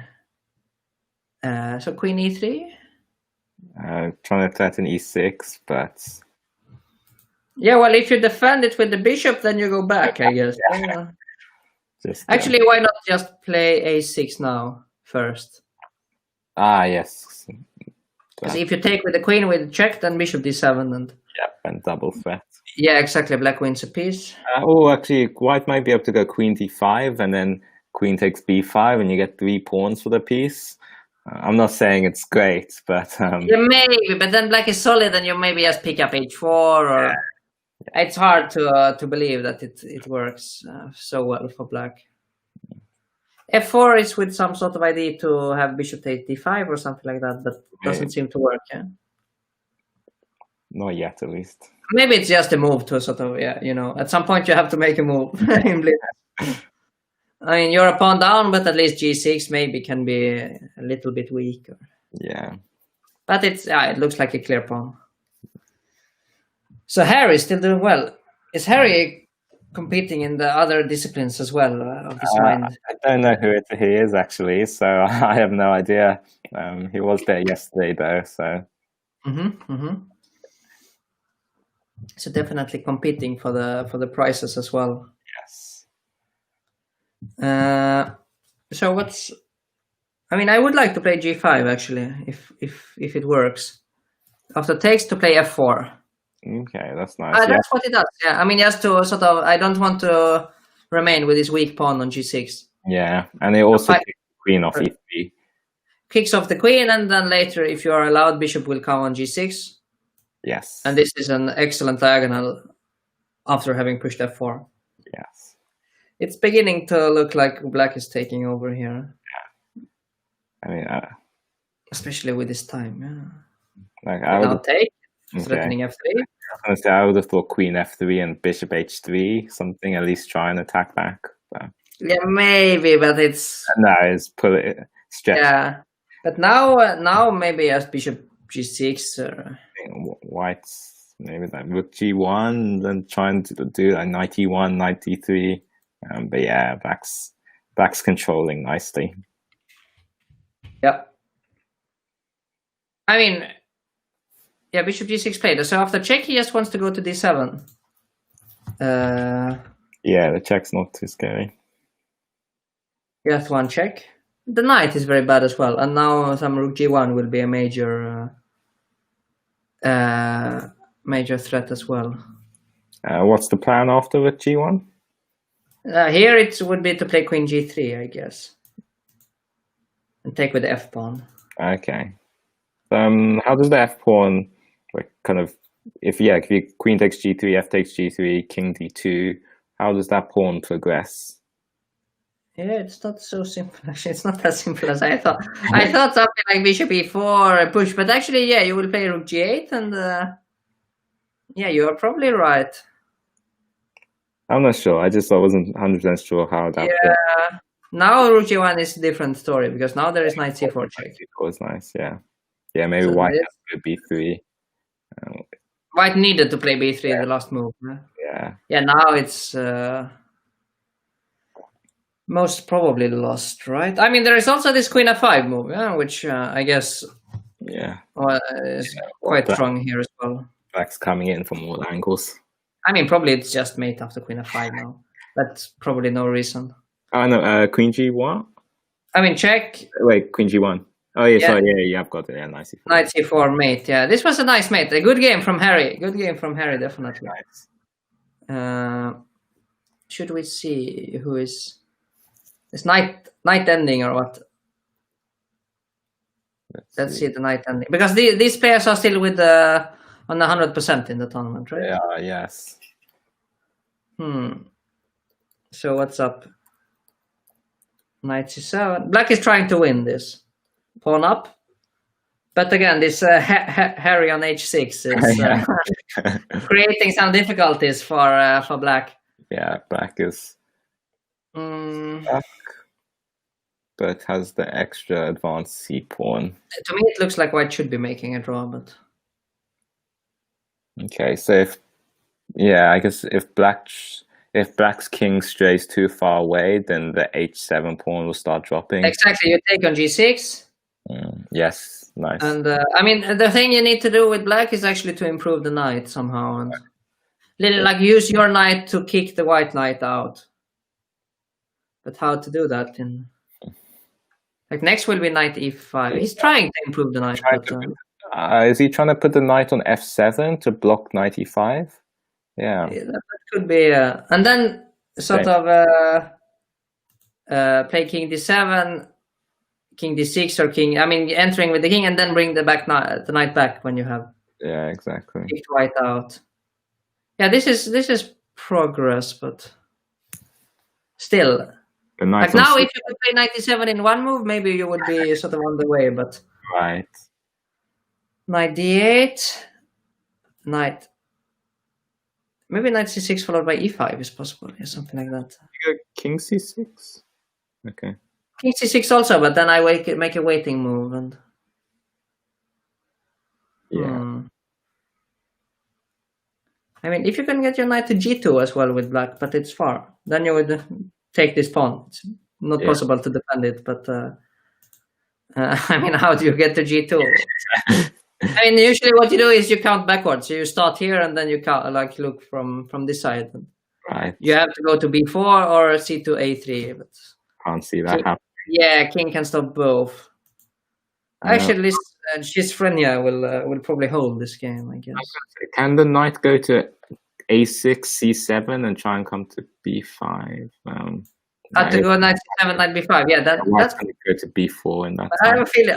Whoops. Oh, the knight was. Whoa! Knight is trapped. Knight is How did that happen? King a4. King a4, yes, knight c6. I was going to go knight a6 even. Knight a6 even nicer. Yeah, picking up the full knight. I'm just happy to trade it. Yeah, I'm greedy. Let's see. How did that happen? I mean, it actually happened here. Yeah, that already trapped. No, when the knight came to d7. It simply. But if white had just gone king b4. Yeah, here. Yeah. King b4, and you can't enter with the king. Yeah, so. the king. But after knight a5, king d6 is already lost because knight b7 you just come back. Yeah. Yeah, and now he played your knight a6 and white resigned. Yeah. Nicely trapped. Definitely one of a Blitz one where you maneuver around and try and like leave the trap. Exactly. I mean, this is so difficult to hold in Blitz when you have, even with a 3-second increment, you have to be so precise. Yeah. So easy to end up getting captured, yeah? Exactly. So after 4 rounds, we have 4 people on 4 out of 4. Yes. Strong, and 1 on 3.5 just behind. So 5 more rounds are all to play for still. Let's see. I mean, Reti is not people's favorite normally. Yeah? Let's see. Amadeus. Yeah, this is Spanish. Let's go for that. Yes. Against schizophrenia. So, Marshall. Will we see the Marshall attack now? D5. Yep, we do. Let's see D5. You take. Even some E4 has been played of late, but yeah, this is the main line of the Marshall attack, named after Frank Marshall, very strong American player 100 years ago, or a bit more. And still being played today, very popular. Yeah, still being played. That's what I like with chess, also in general, that there is such history compared to some of these other. I mean, no disrespect to Catan, for instance, but. It's not a few hundred years of history of the game, yeah. Yes, and so many people studied it, and exactly. That's one of the nice things. Yeah, which is different compared to most other games. For sure. So yeah, they are spending some time, but we are in the absolute main line of the Marshall attack, so not so exciting. No. So what else? I don't know if people, maybe some new people have joined, and you should tell a little bit what is going on in general. Sure. So for those who are just joining, the Mind Sports Olympiad is a yearly festival of various board games, including chess, but including other games like backgammon, but also things like poker, Settlers of Catan, Carcassonne, a very broad mix of games. And you have the leading players from internationally coming to play and compete at these games.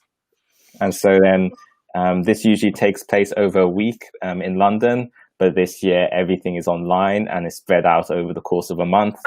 And the best games player over multiple games, so their best 5 results are used to find who the best overall games player is. So this year we started from yesterday, was the start of a month long of competitions. And we've had various games over this first weekend. Things like bridge, lots of chess, what else? Carcassonne, Settlers of Catan, and plenty more to come. So anyone interested should definitely sign up. Lots of chess players get into playing other board games and usually really enjoy it and turn out to be very good as well. So I hope to see lots of you there. We have lots of chess tournaments over this month as well. So yesterday we had a Blitz arena. Today is the 5+3 Blitz Swiss. And over the course of the month, there's a mix of more Blitz and Bullet arenas, as well as various variants like Bug or Crazy House, Anti-Chess, 3-Check. So plenty to try. Yeah. In the meantime, in the chess, Rook H5 was played, which is a very rare move. After G6, you have to go to H6, which I think is not the greatest of tries against the marshal. No, it's... And now, you have to give up the bishop, and this was quite nice by black. Rook takes E3. Nice. And the rook is simply trapped on H6 here. Very nice move. But I'm a little bit surprised that the player rated 2500. First of all, plays Rook H5, and then just has to give up the rook on move 18. Yeah. One of the absolute main lines of chess nowadays. Rook. I mean, the rook now must go to E2 or E1 here. Yeah, that's the only thing that makes sense. Yeah. He was trying to be too creative, but already had to resign after 20 moves. Yeah, not great. What is this? Harry. I mean, we are looking a lot at Harry, but he's playing very interesting chess, actually. Yes. Now against Egor Pakomov, who has been dominating his game so far, yeah. But this one, I'm not sure. This is interesting. So, I mean, he's super fast, Egor, but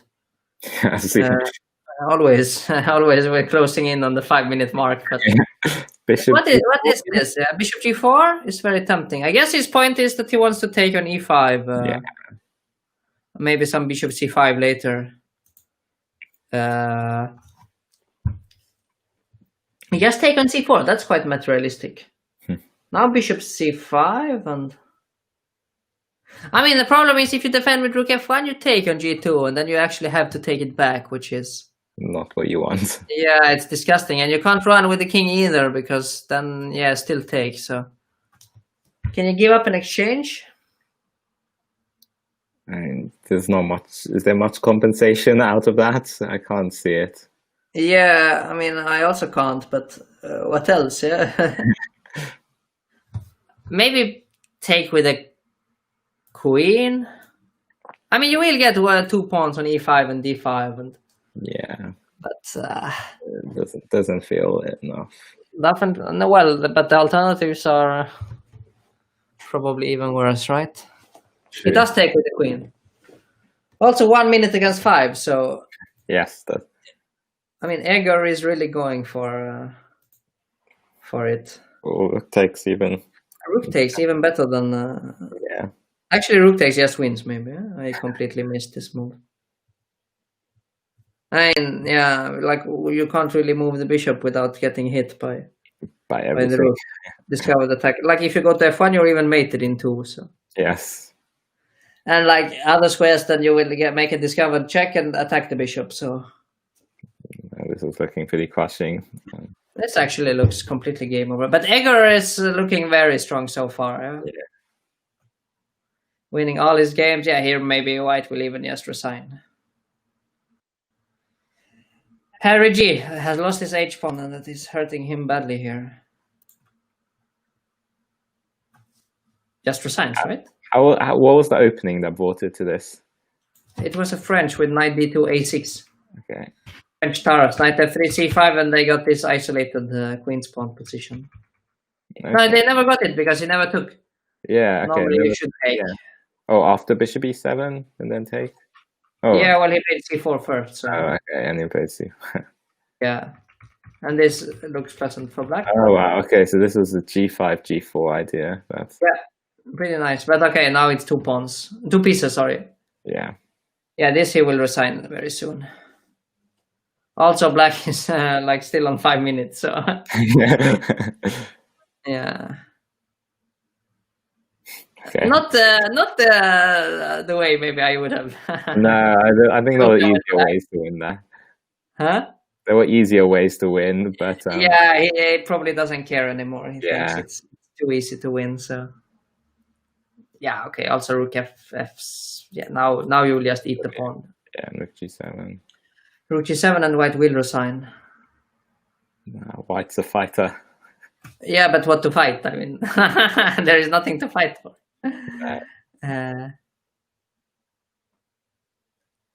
So yeah, okay. This, I mean, I trust in the technique of Egor here. Yeah, with 5 minutes still. 5 minutes against 4 seconds, and the bishop and the pawn extra. Yeah, it will actually maybe be checkmate very soon, but let's see something more exciting. Yeah. This one, they are still in the middle game.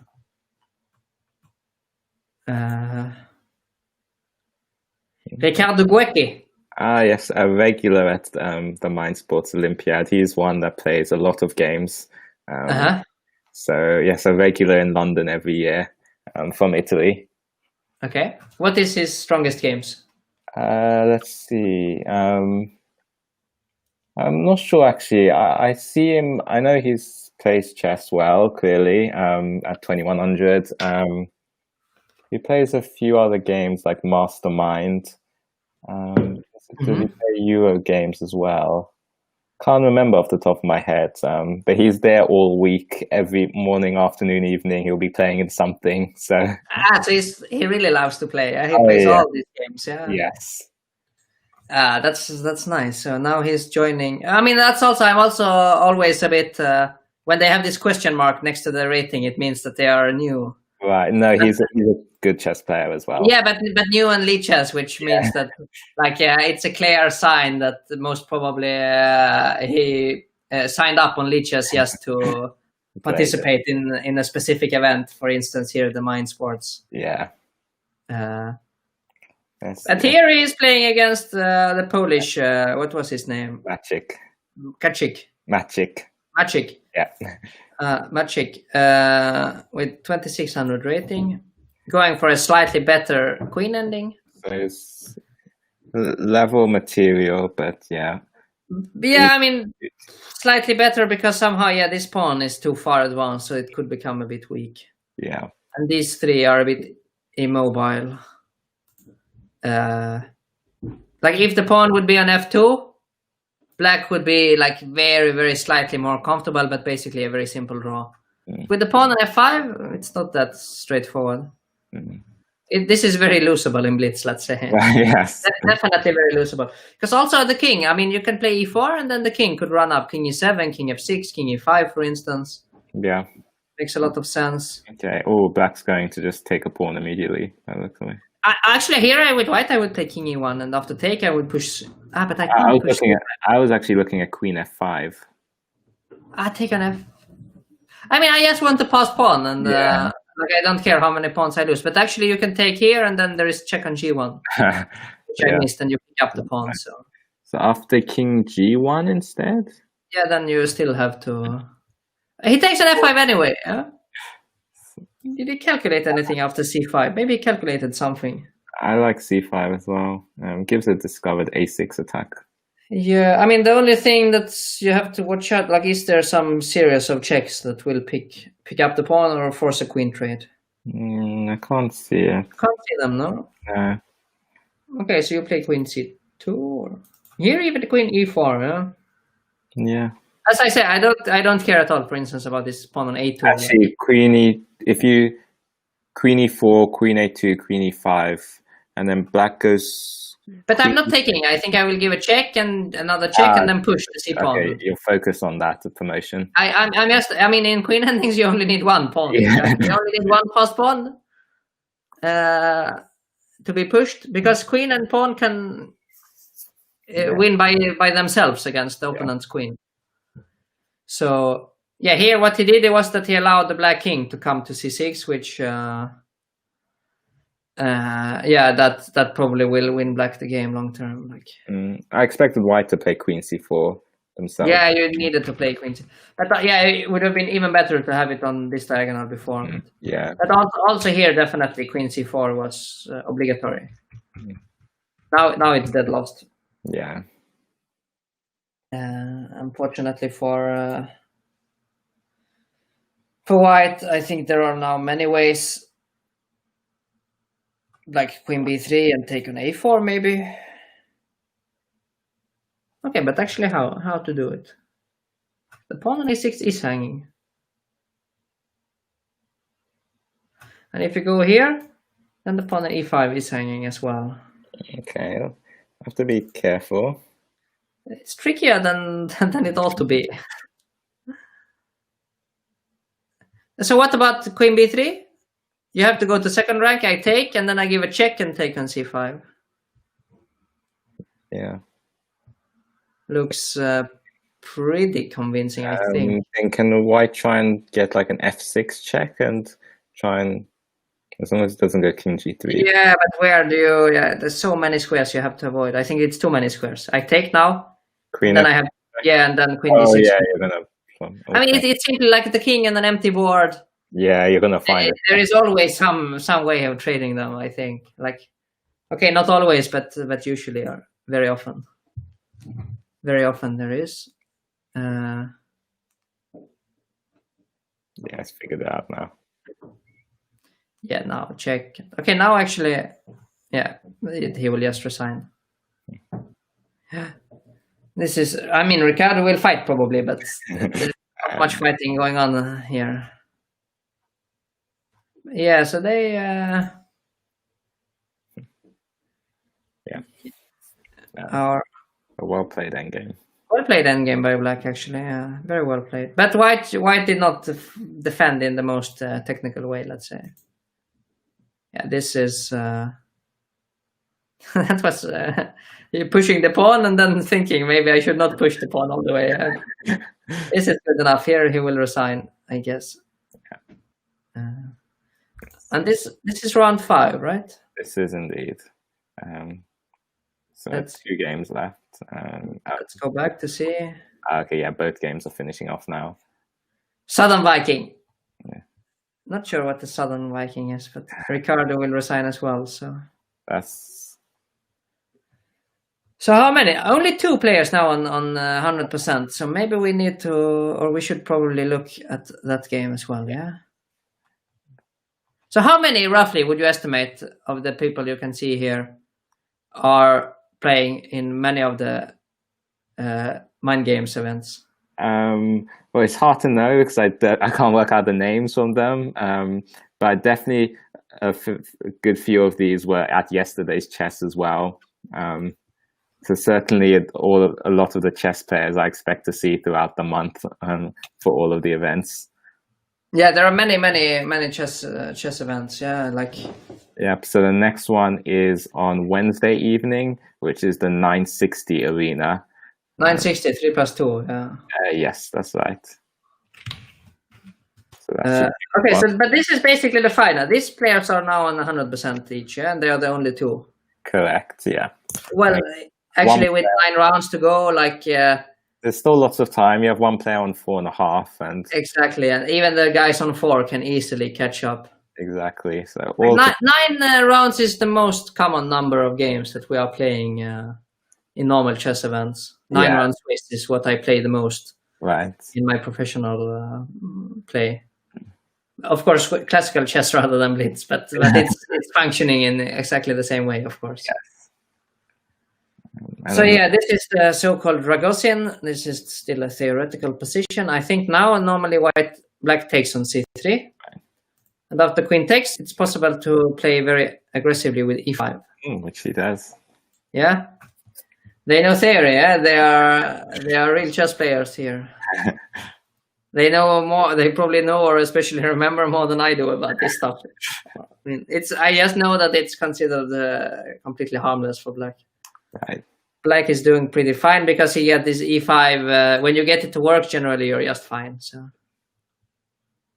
like it's the main problem is that your bishop is passive because you have a pawn here blocking.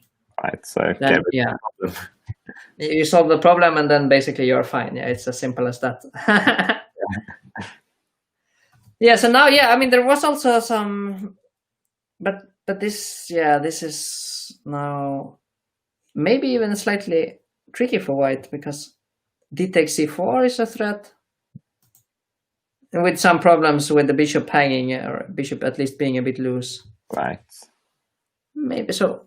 I mean, if white castles, is there some trick? D takes c4 definitely looks good. So if bishop takes, you get knight g3 as a discovered threat. Yeah. And if queen takes, knight d6 has the double threat as well. Yeah, but not only a single threat. Like, you can move the queen, right? But the bishop. Oh yeah, sorry. It blocks your queen attack. Maybe knight d2. In order to take with the bishop, but then the rook on e5 is hanging in. I mean, everything. It's not so strange that he prefers not to allow it, but b3 played, but now even some. I mean, I'm looking even at some queen g5 or something like that, but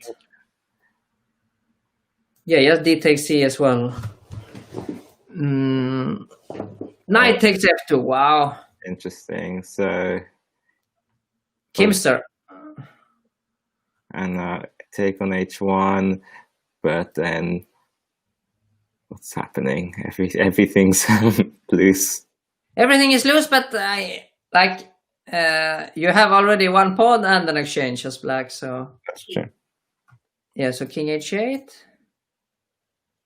I guess some move like queen h4 should be good enough. After g3.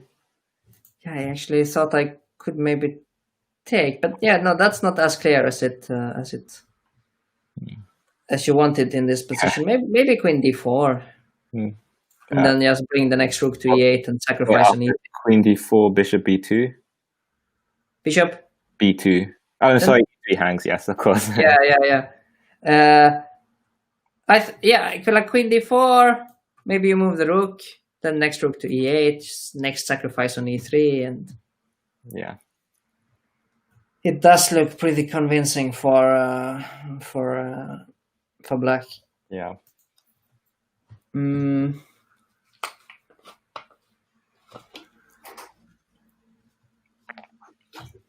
Queen e7 played, similar idea, but a little bit slower. Right. Yeah. I mean, why not attack the pawn in the meantime? Yeah. On the other hand, what can white do? Maybe king f1? Yeah, king f1, king g1. Black's knight is still trapped. If you don't get anything before white picks it up, then white is actually doing very well. Yeah, two very strong bishops for the rook. Exactly. One's not yet strong, but could be. King f1 played. I like that. There is queen f6 and the rook on a1 is loose, but how do you make use of that fact? Or like rook takes e3 first, perhaps. Oh, can you do rook takes e3 here? Bishop takes, queen f6.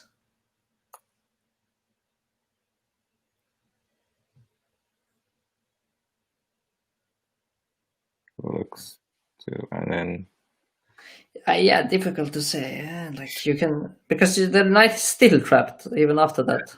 That's true. So like king g1, you take an a1. I play bishop c1. You will bring the rook. Yeah. Should be winning for black. Probably his thinking, but queen e7 was very lazy. I mean, basically, what happened was that he was thinking in the wrong moment. Now he's thinking he should have been thinking in the last move. Right. That was basically. Now he goes queen h2. Now, I mean, this doesn't make any sense. Yeah. Yeah, after king. King g1 is not so convincing because of queen e1 check. Yeah. It looks like after g3, the plan is just to take it and get 2 pawns. Yeah, but not so clear. I mean, this last 2 moves has not been very impressive. If there is, maybe there is a mate, but oh, interesting. Maybe we are just not seeing things as they are. Yeah, rook h5. So what now? Threat is mate in 1, actually. He has resigns. Wow, not even fighting on. I mean, what, e4 check, run with the king. I mean, okay, I'm not going to queen for 2 pieces, but yeah, no, that's true. Yeah, it's dead lost. Yeah, but that was very nicely played. Very nicely played. Yeah, we missed. I mean, yeah, e4, rook h2, king e3, take the queen. And... After queen h1 check, could they have played? Oh, the king was on f1. e2 maybe, yeah. No, even e2 got the same thing. You need to get to d2. You need to get all the way. Well, I thought king e2, rook h5, king d2. But and then bishop e2. Yeah, then bishop e2, but. But it's hard to believe. Like after king e2, I think any move should be very, very good for black. Like even in this line, rook h5 and then rook h2, and then bishop e2, you give a check on d8, queen e1 check. Yeah, you're gonna pick the. You pick everything up here. Yeah, no, it doesn't look. Yeah, it doesn't look like it works. Nicely played. Very nicely done by Kimster. He's now in the SO lead. Yeah, 6 out of 6 with 3 rounds to go. What is this? Another complete mess, yeah. Harry knows how to entertain the crowd. He knows how to entertain the crowd, yeah. Definitely. Rook c7, but now he's entertaining his opponents, maybe. Yeah. Amadeus is on 4.5 out of 5. So the next contender to Kimster. Yeah, Amadeus is doing very well here, actually. If they can win this one, which does look promising. Yeah, you can't fork next move because you're mated on d1, but that's the only issue whatsoever. Yeah. Okay, in which case can black go rook c8 here? I guess you can. I mean, rook c7 does not look... Well, it looks quite... I mean, bishop d8 would be the alternative, I guess, but... Yeah, true. But rook c8 looks... Yeah, but I don't know. I mean, even just flick in some h3 at some point. Oh, actually, yeah. Actually, rook c8 might not work because if rook takes c8, queen takes c8. Actually, no. I was looking at knight b6, queen e6, bishop c4, queen g6. He plays rook c8. Yeah, he's maybe tuning in. Yeah, hopefully not. What is now going on? Yeah, the big point is that knight b6 doesn't work because of checkmate. Yeah. Okay, this goes simple. This was very sort of minimalistic from white side. I would have tried to get more than this for sure. Yeah, but, yeah, as black, you're probably happy to swap off a couple of pieces. Yeah, definitely. Now black is maybe fine, yeah? I mean... Yeah. And that's so often in the Sicilian. When you're fine, you are often also better. A pawn up, bishop versus knight, and... Yeah, you put the queen on e6, for instance, covering everything, and then... Yeah. He actually covers the rook instead, which I guess is fine, but queen e6 looked a bit more normal. How does queen h... Can I go queen h5, or is that just too far away from the action? No, maybe black can come in with queen c4. Yeah, it looked scary. Rook f5 makes sense because you attack e5, but... Yeah, what about queen... Okay, queen c5 played.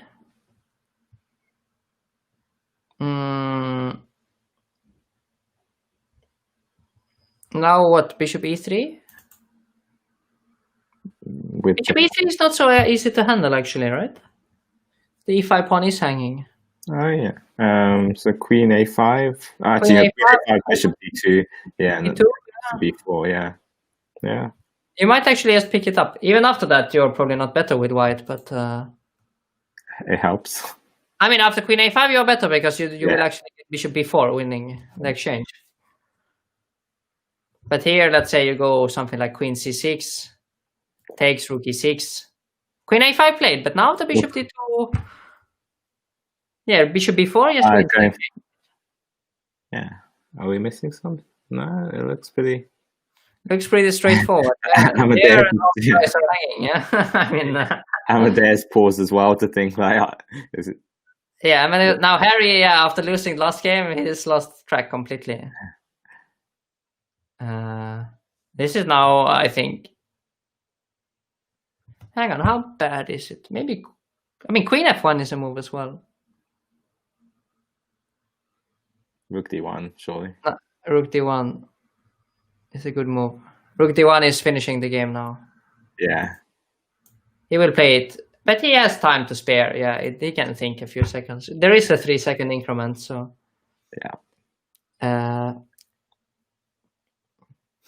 Kimster's come to spectate on his rival. Yeah, exactly. Like, I mean, who is he rooting for is the question.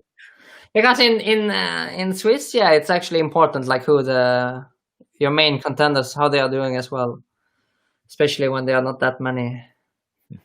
Queen takes e4, but now it's a full rook. Bishop takes d6 first. Yeah, just trade, I think, is easiest. I mean, yeah, I don't know. I would probably also keep playing with black in a blitz game. Yeah, 12 seconds, 4 pawns. You might be able to cause a bit. Without this pawn on h2, it would be a big fight. But now, yeah, the rook is very, very strong. Where's 5 and 3 pawns? Like, there are only 2 passed pawns. He is fighting. Maybe h5. I think h5. You need to bring all the guys there. Bishop c3. Yeah. Now it's over. Yeah, e4 was making it easier for white. So now, yeah, just take this guy and this is over. I mean, even if you get all the pawns, it doesn't help. Yeah. What will he do? King f5. Will he actually give back the rook on the knight? Yeah, I was wondering as well. Maybe, but okay. I mean, I wouldn't. But not this repetition. One time too many. Yeah? This we have seen. Bishop e5 was strange. I thought bishop d4 as well. Yeah, you want to just clamp down. Oh, okay. Okay, no, it's fine. Yeah, it's still fine, but yeah, he's gonna go bishop g3. Okay, so nice. Yeah, but this is quite far from being a counterplayer. Do they operate with chess-based rating system for the other games in the Olympiad, like for Go? Let's see. I think Go has its own rating system. Backgammon have their own rating system. I think those are the only 2 I can think of. Most of the other games don't have their own rating system, as far as I know. They don't. So how do they do it? As in pairings are basically just random. Basically, just okay. I see. But Go is very similar to basically the same system. Yeah, I believe so. Oh no, they have this key and done. Yeah. Oh yes, that's it. But yeah, so it's a bit different. And how is it in backgammon? Backgammon is the same as chess. At least there's 2 main systems, but the main one is basically like a FIDE rating style. Okay. Exact same formula, the same like K factors and everything. Even that. Wow. Yeah. Okay. I mean, they have a slightly different rule for it, but it's essentially at the start higher K factor. See, this was a nice way to finish it with checkmate here, but yeah. Okay, so I think we know our contenders at the top. 1-6 for Kimster, 5.5 for Amadeus. 2 5s now. Magic and Igor on 5. What is this actually? We should maybe just have a look before. Oh, interesting. Final. Looks like white should be lost, but it's not so easy.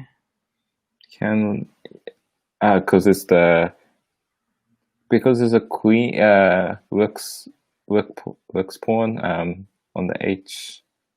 Yeah, if white gets 2 pawns for that. Actually, now you can take an h5. What is this? Yeah. But why did black play king c6 first and then king c5? Yeah, I didn't understand that either. I mean, that was incredibly weird. What did white do? I mean, here, g5, I mean, king c5 would be the same as the tempo up, yeah? Yeah. It'd actually still be a draw, but maybe it was a misclick. But now, well, black has to be very careful. Now black has to be. I mean, these H pawns are not too scary, but in Blitz, it's still possible to lose, of course. One wrong check and... Exactly. Like if it was a G pawn, it would probably be almost impossible to hold in Blitz, even though it's technically a draw. But even with an H pawn in Blitz, I think maybe you are favorite to win when people have so few seconds left for each move. Now you will push H5 next. Yeah. What? Queen G3, Queen G6. Oops. Yeah. I mean, yeah, you're bound to blunder sooner or later. There's too much to try and work out. Exactly. No, it's very well played. Yeah, but okay, well played, but it was completely strange what happened. Yeah. Okay, so we have 3 people on 5 out of 6, chasing down the leaders on 5.5 and 6. So with 3 rounds to go, you probably need to be on 5 to have any chance. There's 2 rounds to go, right? No, sorry, yes, you're right, 3 rounds. Yep. So 3 rounds, yeah, probably need 5. Yeah, I guess so. I guess now we will follow only the finals, I guess. Yeah. So Kimster has been preparing a bit, while following this game. Yes, checking opponents. Busy doing some opening prep.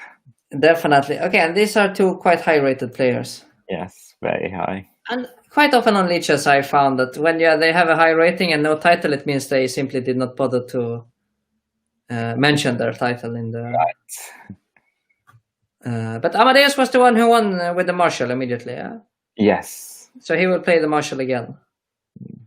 But Kimster comes prepared. He was excellently prepared in last game's Rogozin. Yes. So yeah, Rookie 1. Will we get another smashing Marshall victory? It depends if the rook goes to H5. Yeah, exactly. I think Kimster will not go to H5. That would surprise me a lot. For sure. Let's see. He's thinking now. Why is he thinking?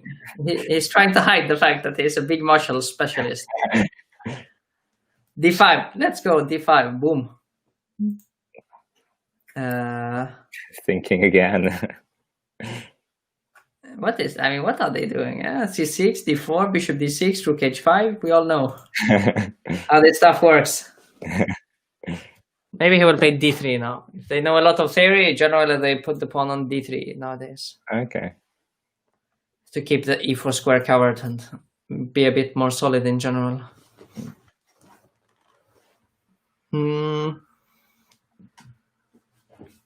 Yeah, what else? Yeah, D3 or D4, he's thinking. It's actually possible to play the move G3 as well, but that's very strange.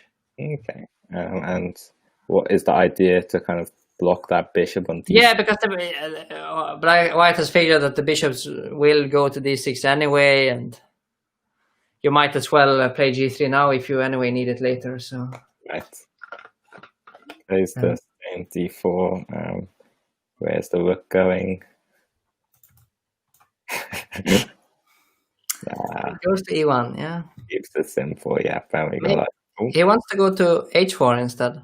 G5, is this a... This is theory, actually, because you need to stop Rook H4, which is a big threat. Right. So you play G5, and if White were to take, then Queen F5 hits both the Rook and the Bishop. Yes. And now, yeah, here there is a lot of theory, which I have absolutely no clue about. The question is, do they... Yeah, they probably don't. And even if you do, you don't remember. That's the thing, Blitz. So Queen E2, I think Queen F1 was a move as well. But what happened after Bishop F5? I think in general, what White is trying to do is to sacrifice the Rook. Okay. Play something like Knight E2, Bishop takes E4, Knight takes E4. Okay, and you're trying to get the G5. And exactly, you have one pawn already, and you get G5, so then you have 2 pawns and the stable position. Right. The big question is how stable is the position, which sometimes it is, sometimes it isn't. So Yeah, the alternative for black, I guess, would be to try to attack with f5 instead, but that's scarier. Yeah, probably rook e8. Even a move like rook e5 could be considered. Yeah, bishop f5 will most probably be played. Sometimes you can also play queen f5, but it's not quite here, I think. I mean, to put the queen on g6 and then play bishop f5, but he plays f5, wow. Yes, rook e8. Just bishop d7 or what? Even bishop b7. No, bishop b7, then there is a check on e6. Yeah. But strictly speaking, rook e8 doesn't contain a threat, so maybe f4 is... It's legal as well. That's true.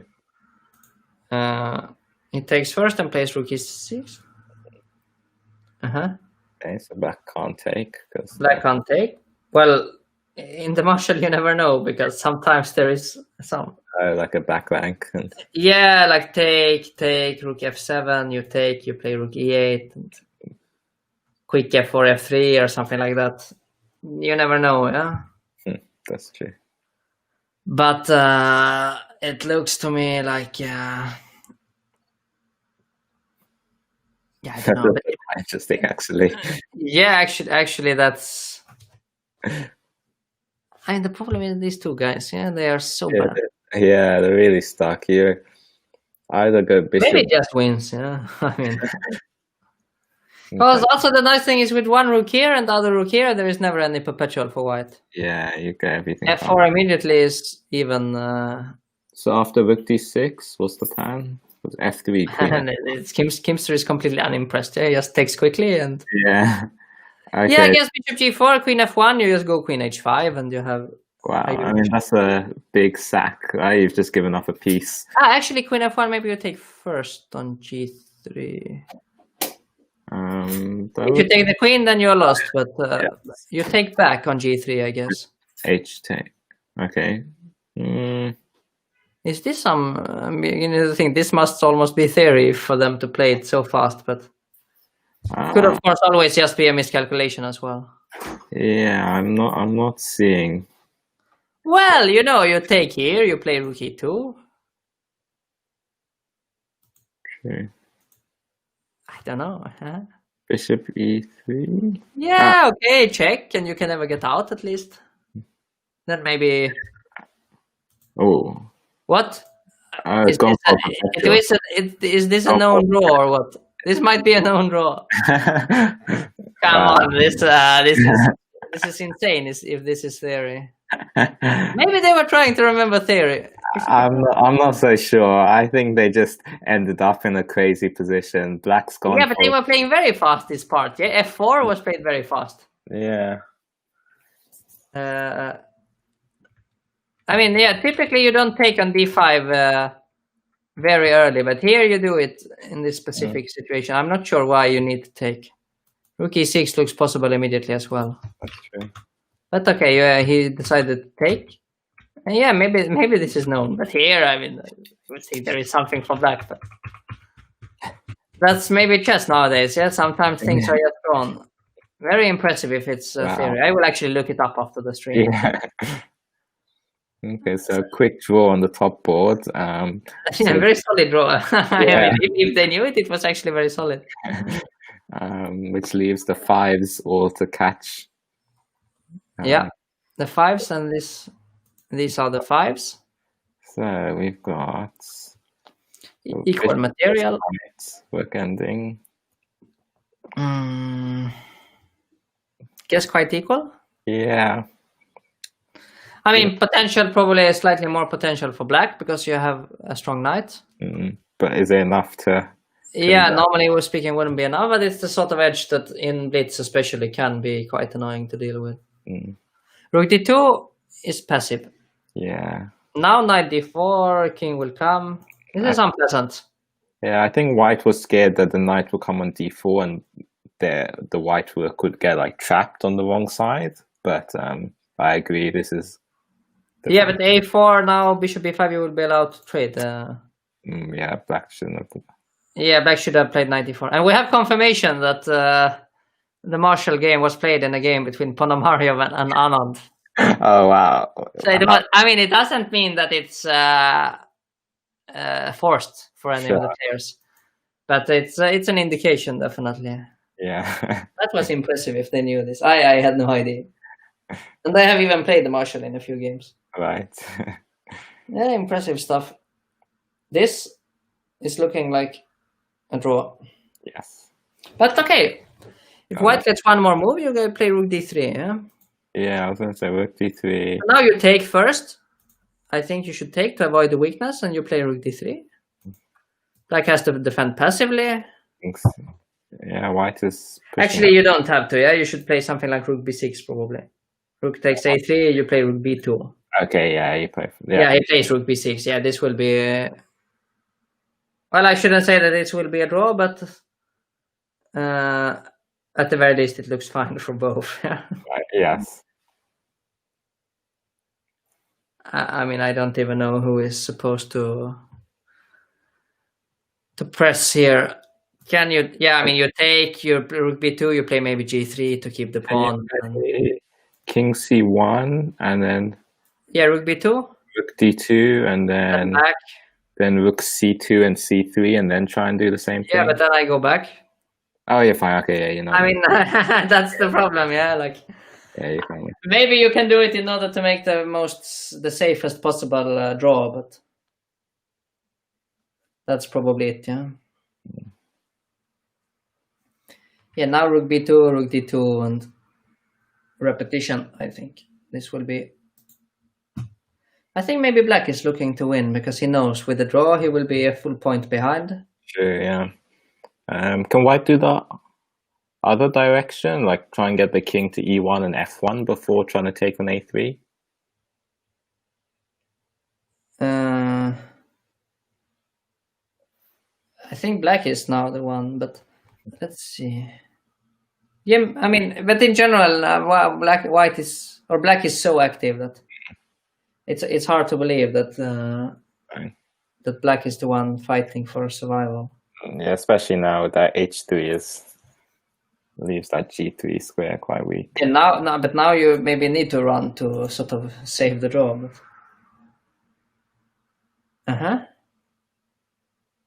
I mean, this is some technique by Black here. This now is very scary for White due to the passive king on C1. Yeah. Yeah, very scary. Yeah. Okay. So if G4, King F4 looks strange. G4, King F4, sorry, and then Rook F7, but even maybe Rook. No, but Rook F6 also is. Oh, yeah. I don't know. Yeah, King G3 is good enough. Yeah, this is a disaster for White. He probably played for the win. One too many. I don't know, but now it looks lost. I mean, the best I can see is Rook D3.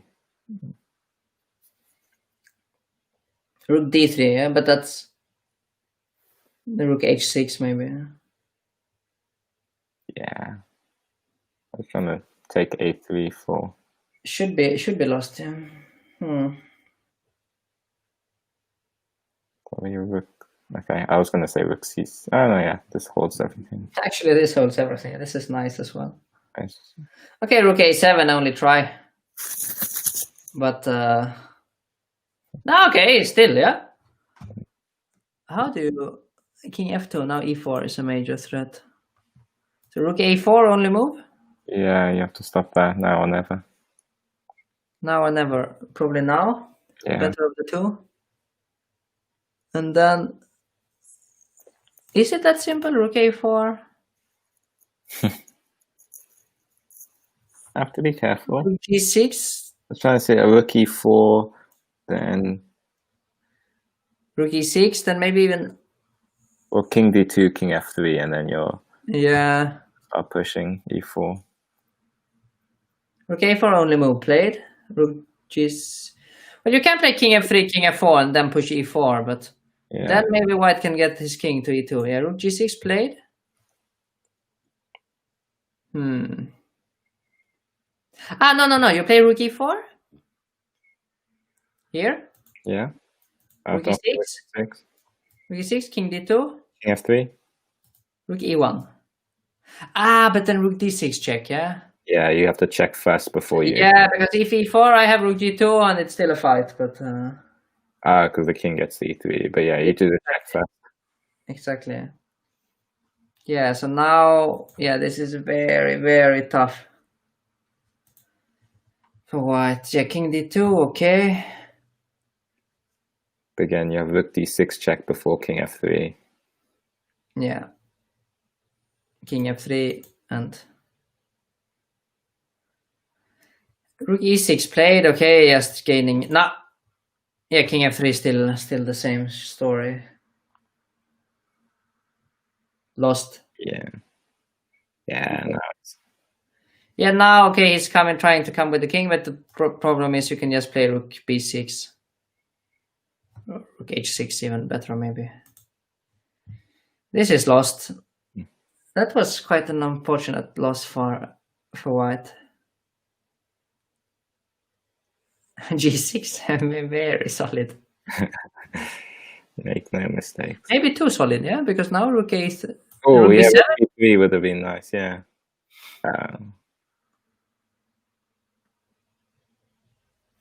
Yeah, this is always lost. That's the problem. You just switch side and then you advance.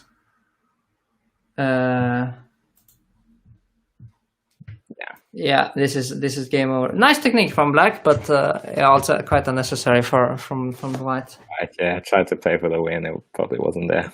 Yeah, probably tried to play for the win. Yeah. Yeah, with 2 pawns, you usually win quite easily, especially when you are so far advanced. And yeah, now just king e2. Can't even go to f1 because of rook f5. Yeah. Yeah, the easiest way is to just give up the pawn on gf6 and. Yeah. Yeah. Still one game ongoing, but not the most exciting. Queen b9. Yeah, this it looks maybe scary if you have never tried it, but it's actually very easy to win. You just inch closer with the king. In Blitz, it's probably more likely that the knight messes up than the queen. Yeah, exactly. Like now, king e4 seems to be King f5. winning. Even if you add the bishop for black, it's not normally a draw. It's still winning. Although there are some fortresses which you can try to set up. But he's doing his best. How many moves have they gone? Okay, not so many. Yeah, 6. This is how it happened. Yeah. But white has 6 seconds left. Yeah. Have to be careful. Okay, yeah, white's gonna. Yeah, but check and come back. Yeah, king c3. It's the same as before. Yeah, they're just rotating. No, this is just the same. Yeah, this is already. Okay, can you draw out of this? You go back. He makes a check. He goes here. He goes king c4, and then we have the same story once again. Huh? Amazing. This is now 15 moves. Actually, I will take the opportunity to get me some water. I will be back in 1 minute.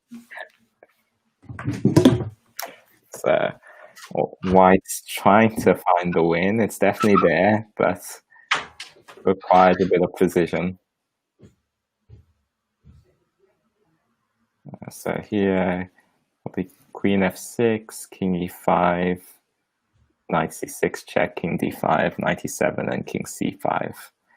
So white is slowly gaining ground. That's a grind, but getting there. The other one, black has to be careful of getting, or white has to be careful of stalemating. So here, knight f5 check, queen f.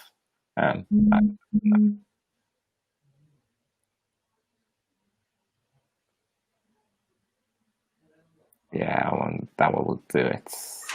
Queen f7 to mate. White in the end. 84 moves. White did indeed find the win. I'm back. Yeah, I saw he finally managed to win it. Just about, yes. So we have, after 7 rounds, Kimster on 6.5 and 3 players on 6. No one on 5.5. So next is up is a 5. So it looks like 4 players playing for the win now. Yeah, I mean, 2 rounds to go in the tournament, so it will definitely be one of these 4. Yeah. So should we stick with the first, or you want to see Amadeus against Egor? Which one? Let's wait to see who is more exciting. Yeah. So it's one of these 4 guys will win the tournament. Yes.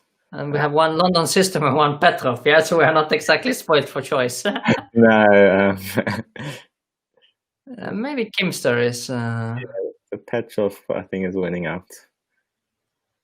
Probably Petrov is more. This could actually become some attack, but it looks very boring as well. Let's see the Petrov.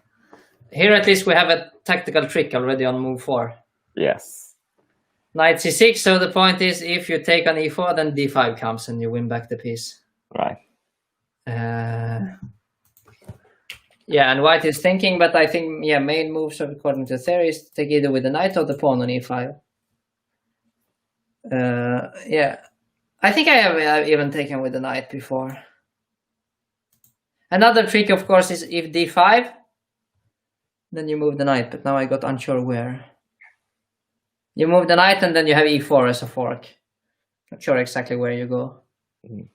So yeah, now they take and play d5 normally with black.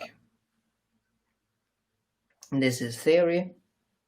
I have played it with white, actually in classical chess even. Successfully? No, I drew with white. It was not a great thing. I was better and then I drew, which so often happens. And then knight can come to. Yeah, but d6 normally, this is normally a bit scary for black to play like d6, but maybe here specifically it works fine because you have bishop e6. Yeah. And what happens is that you trade most of the pieces, and yeah. White is then either overpressing or making a draw. one of the 2. Yeah.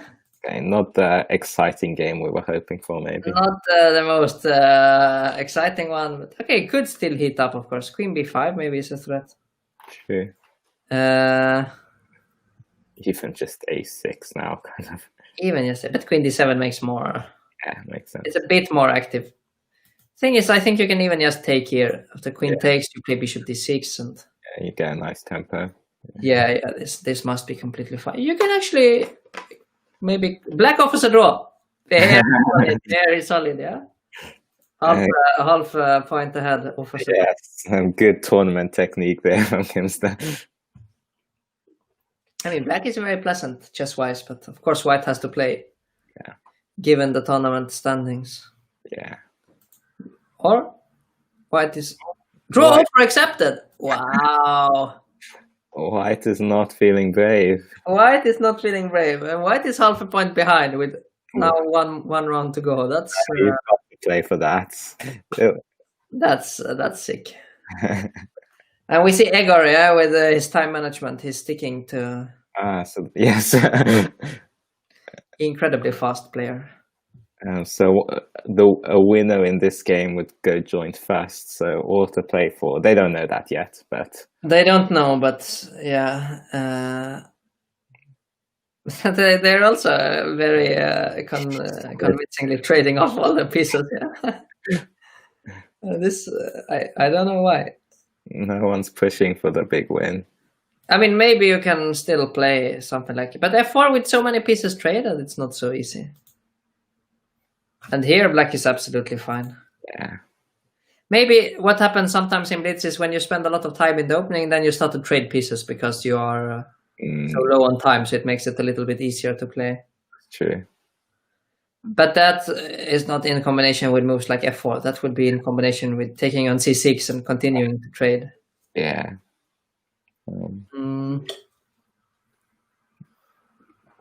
Yeah, I don't know. No, nothing. It's actually spending some time now, Egor, which is we've never seen him. Yeah, first time today. A5 is, I guess, a decent move. You want to take some space. Is he going to deliver a checkmate? I think it's quite unlikely, but I mean, what I always like to do in such positions is to somehow move this knight to play f6 and kick this knight out. Yeah. Okay. Is black okay with the kind of knight for bishop swap? I mean, more ambitious would be, of course, to keep the bishop. I mean, instead of a5, I was actually quite interested in playing bishop b5 to later, maybe, if you're lucky, somehow come on this diagonal one day. But here you actually have to see how to defend. Rook fc8. Still not so impressed with the so-called attack. Rook h3. Okay. There's definitely the ambitious one here. But maybe knight f3, yeah? Yeah, I'm looking here at something like knight f3, you play h6 to stop knight g5, and white plays knight g5. Anyway. Yeah, but I mean, the problem is you might defend, rook a7, defend here. Yeah. And the two knights are not very, very long term. Yeah, I was looking more at g4, g5, but I'm not sure. Yeah, that's probably more sane. The reason I did not feel so thrilled by g4, which he plays, I mean, I agree, it's probably the best, is that you can move the knight. Right. And there is no queen h5 anymore. Right. My reason for not wanting to do it immediately. Makes sense. But what is this now? You defend. He'll probably play rook a7 because it feels classier than rook c7. That's how we make decisions now. Which looks good.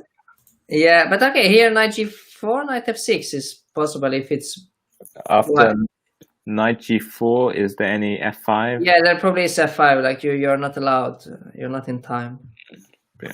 Yeah, just do this first. There's no rush. But then, knight g4 is still possible actually. Huh? Yeah. Somehow I have a feeling white did give black too many moves for the. Oh, sorry, black gave white a few too many. Like pushing all these pawns and then rook c8 is slow. Mm-hmm. On the other hand, he just believes that his attack is strong. So white wants to ignore it and just go knight g4. Yeah, it's possible. But e takes is a bit more safe. Yeah. Well, can you play king h8? Maybe. Now, you mean? I mean, with a point that after knight g4, the pawn on f4 is hanging because there is no discovered check. But it looks a bit vague. Now I definitely want to go knight g4. Yeah, now knight g4 must be played. Knight g4. So the point is, or the idea is to sacrifice with knight f6 and give checkmate. And knight f6, king h8 loses the queen h7 check. And exactly. Like with the knight here, you can take. Maybe. Check. Isn't that winning? What is this? Yeah, knight f6 just wins. It just wins, right? Or what? I might wait. Take. C takes b2. He just goes for it. Wow. No, C takes. I just go queen h6 and it's checkmate. Yeah. I was trying to see if you get some queen or something. Yeah, you get the queen, but you will be. That queen can't then come and defend anything, can you? No. Well, you can't get it with check, right? Yeah. So you can't. Now, actually, this is quite exciting. Queen h6. Check. I go to g2 because then there are no checks at all. Yeah. And that should be game over. Yeah, that should be game over. Yeah, and Egor is sitting there now with 3 minutes. Why does he have 3 minutes? He could have spent a few seconds trying to stop this checkmate. So now we will have a peculiar situation going into the penultimate or the final round, because now they are sharing 7 each, but they have already drawn against each other. They have, yes. So it will be a little bit. Yes, strange. They can't play each other. Yes. They can't play each other in the last round. I believe the tiebreak is used, which Amadeus is just ahead on.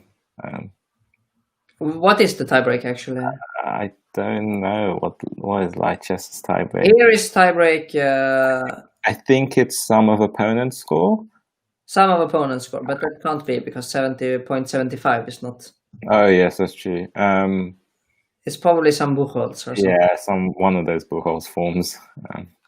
Which is never entirely clear. Does anyone in chat know what is the format of tiebreak in Lichess arenas? Or Lichess Swiss. Lichess Swiss, sorry. Yeah, Lichess Swiss. This tiebreak here. Yeah, I don't know. What's going on? Would you like to see some rooks? Oh, interesting. 2 rooks versus the queen. Yeah, but looks winning for white, yeah? Yeah, white's definitely the one looking to win. Yeah. The fortress. Oh, yeah. Okay, f6, yeah. If you can get to f6, you're winning, but... No, this was a strange move, because now, queen f8 is the same. I was expecting black to play rook g8 and then rook e8 and try and hold that together. Yeah, that was the only try. Now it's after the f6 falls, it's lost. Yeah. It says Sonnenborn Berger apparently as the tiebreak, so I'm not entirely sure how that works. But I can't remember. But it's very common in chess, so it's a perfectly normal tiebreak. Sonnenborn Berger, yeah. Yeah, but we did not pick the most exciting. The pawns will run. Let's see any others. Who do we have still? Knight Leap, yeah. This is yeah. And Proton. Great organizer. Yes. After nonsense tiebreak system. Chat is not a fan of. No. Okay. It actually says that the Knight Leap is streaming here. That's ours. That's probably our stream, yeah. So you can only have one. I see. Yeah. Let's see. If Proton 2020 was playing yesterday, I remember playing them. Let's see. So bishop to knight. Yeah, I mean, you should take on c5, I think, because you want the d4 square for the queen. Yeah, take on now you can no longer take, so now it's not so easy. It was a big mistake not to take. Now it looks drawish again. Yeah. You add the score of every opponent the player beats, and half the score of every opponent the player draws. How do you end up with 0.75? Because if you they got half the score of someone, so that's how you get half. Yeah, it sounds strange. Then you don't get any points for the players you lose to. So, and normally they are the strongest, right? Yeah. Yeah, that sounds a bit strange. I think it's trying to, if you happen to play someone really good in the first round and you lost, you shouldn't be. Like this, yeah. Yeah, you shouldn't be rewarded for that just because you lost. I see. But still. Yeah. I think every type of system there's always pros. I think. This will be a draw, it was drawish and 10 seconds on the clock. They made only 3 games left now. So 94. Ricardo. Yes. As you were saying, a regular. He just gives up his queen. Why does he give up the queen? Lose one queen. Wasn't queen f4 perfectly sensible to just play the same position with an extra pawn? I agree. Yeah, this I don't know. Oh, 92. Oh no, this is. Now it's nice. Yeah. Now he's picking up the queen. This was a nice finish. Very well done. Queen now it's mate here. Yeah, and queen g1. Nice. Wow. So two more games going on. This is the final game, but this game is not so exciting. This looks resigned. He's still making moves, but okay. I think it's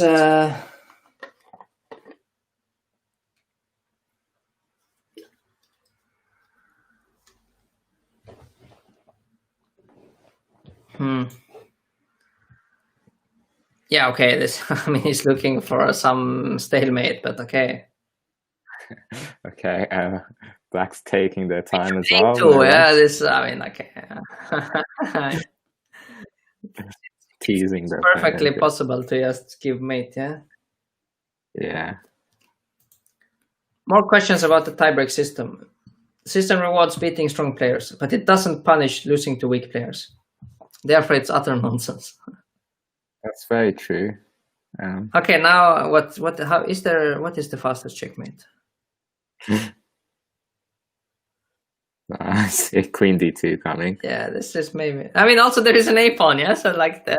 Yeah, I know. Otherwise, there'll be some fun stalemate. Exactly, tactics. there's some crazy rook, but now. Okay, he stops Queen D2. Okay. Well, Queen B1. Queen B1. Checkmate in one. Yeah, you're right. Very strong in check and mate in one. Yeah. We have next round in 20 seconds. Yeah. Final round. So we have Amadeus and Kimster, who did draw in the previous rounds. Look how strong. Yeah, Kimster, he won all his games. Then he made his draw, which apparently was known from before. Yeah. And then he drew in like 12 moves. It's incredibly professional. Yeah, like that. Yeah. That's more or less how I want my tournaments to go, my classical tournaments. So which game are we following? Oh, there's two big ones. So... Yeah, I guess we go with with another Marshall. Yeah, another draw in the Marshall. Let's see. Will you spend a few seconds on each move? Again? Nah, probably not. Yeah. White offers a draw. Black declines a draw. White offers a draw. Oh, White has to win. So no, but White, I mean, it's only the first two that can win the tournament, right? No, Magic is on 6.5, and the two Amadeus and Kimstar both on 7. So actually he offered a draw and in a desperate must-win situation, yeah? Yeah. That's yeah, tournament-wise, not the most sane thing to do. No. H5 played, current trend of this system. The Yates system, as it's called. You open up for knight g4, but then you rarely play it anyway, which, yeah, don't ask me. Yeah? This is modern theory. Here, I think normally either they take, bishop g6 is one move. Knight g4 is allowed, but knight a5 is another move. Amadeus must choose which one. He takes on d4, okay. Now knight a5, okay. Bishop c2, is he going to play knight g4 now? Or is he just going back to normal stuff with c5? Yeah, he plays c5. And here usually we lock with d5 as white. Yeah. And then claim that these two pawns here are giving long-term prospects on the king side to attack. Right. And the knight on a5 is slightly clumsily placed. The knight would like to get to c4 at some point. Yeah, but the knight is always blocking. Yeah, that's the problem. And what else can you do? You can probably...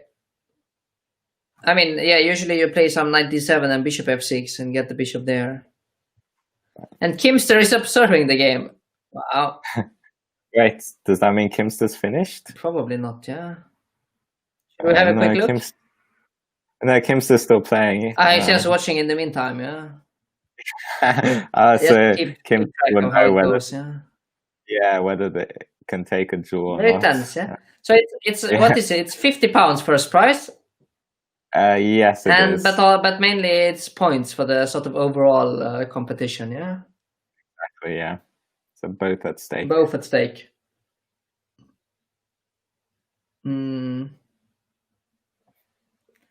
So let's see here. What can you do? H3 played. Very often the queen goes to b1 actually in these lines. Okay. I mean, apart from the cheeky threat of e5. Yeah, but it's not really like... It's a positional idea to push e5 and... Like, how do you stop it after queen b1? Yeah, it's not so easy. Like, yeah, after bishop g6, you play e5 and then you sort of go for the attack. Right. Also, you don't really have... Like, you have the majority on the king side, 4 against 3, so therefore you need to push there. Yeah. From a strategic point of view.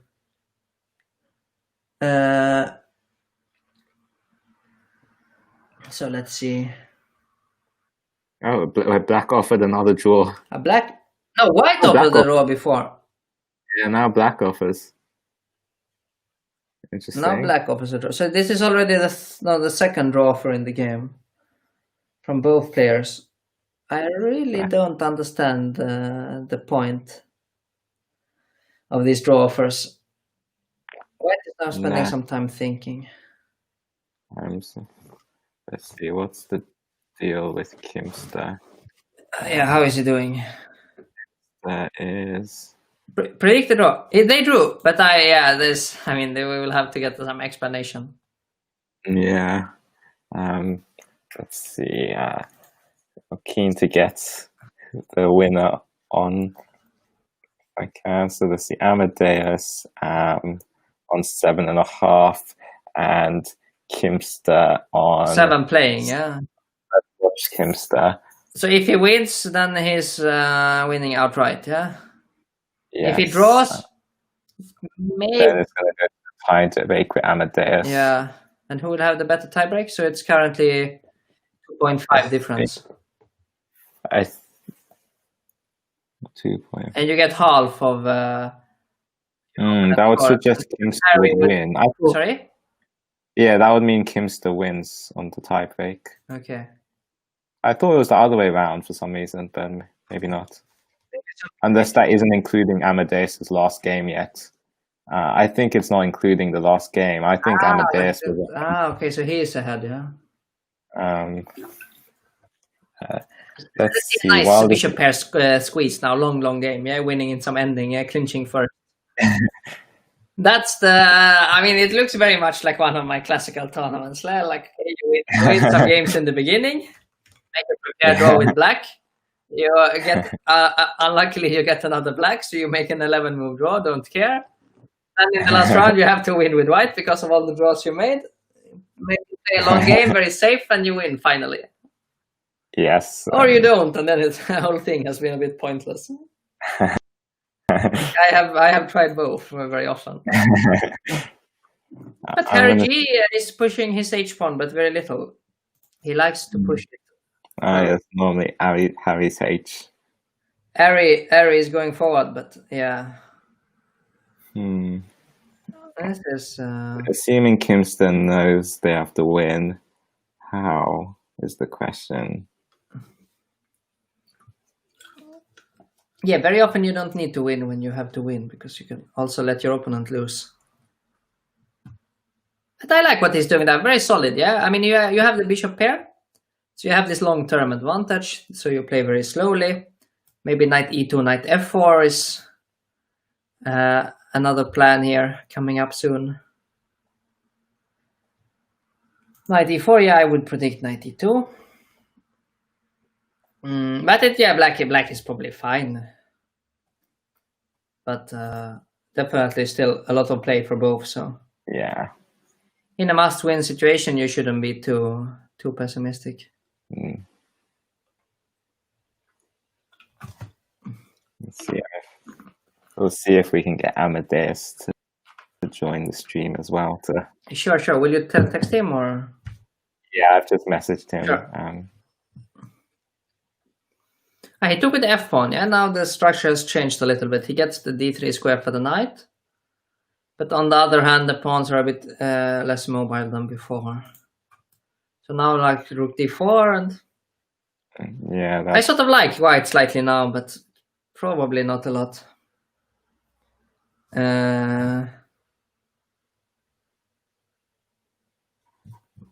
What about rook d1, queen d2, something like this? Put pressure here. a5 is also hanging. So the situation is that white needs to win, yeah, to clinch outright first. Yes. And if he draws, it's likely that he's behind on tiebreaks. Yes, I believe I'm behind. Yeah, but it looks very unpleasant for black now, yeah. Pawn is on e4, which means after knight e3 there is rook takes e4. If I now double, what do you do after rook d1?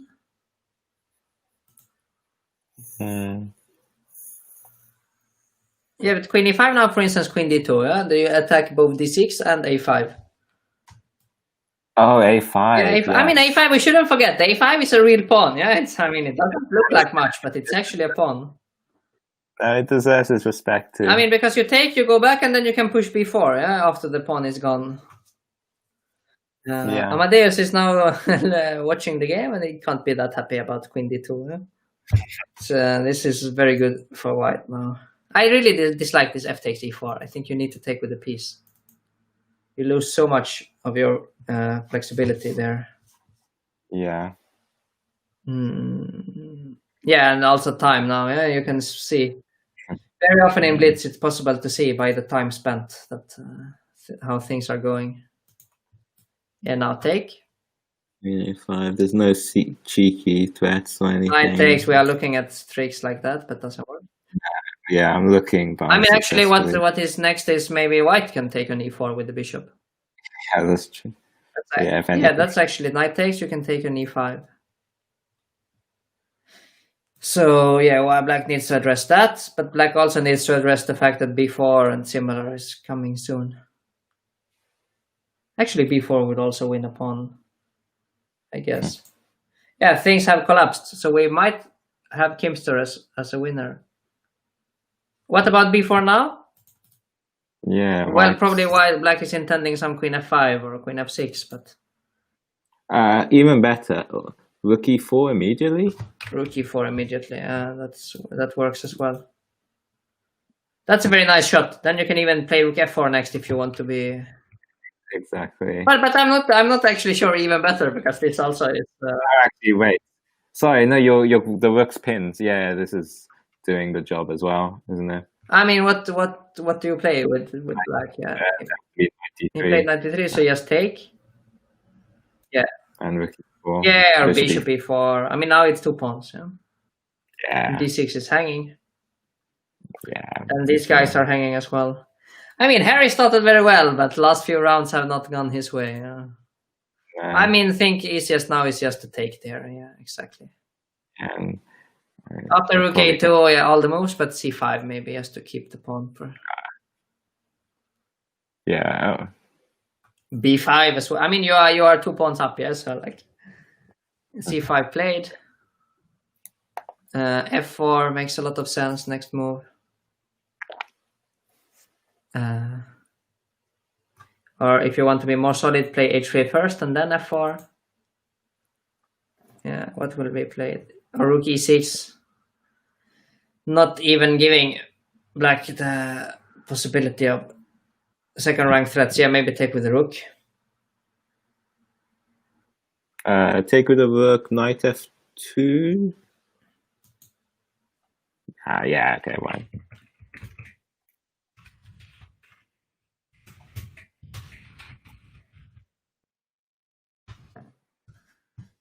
It's just, I'm not sure that you needed to give f2 like this, but it's definitely good enough.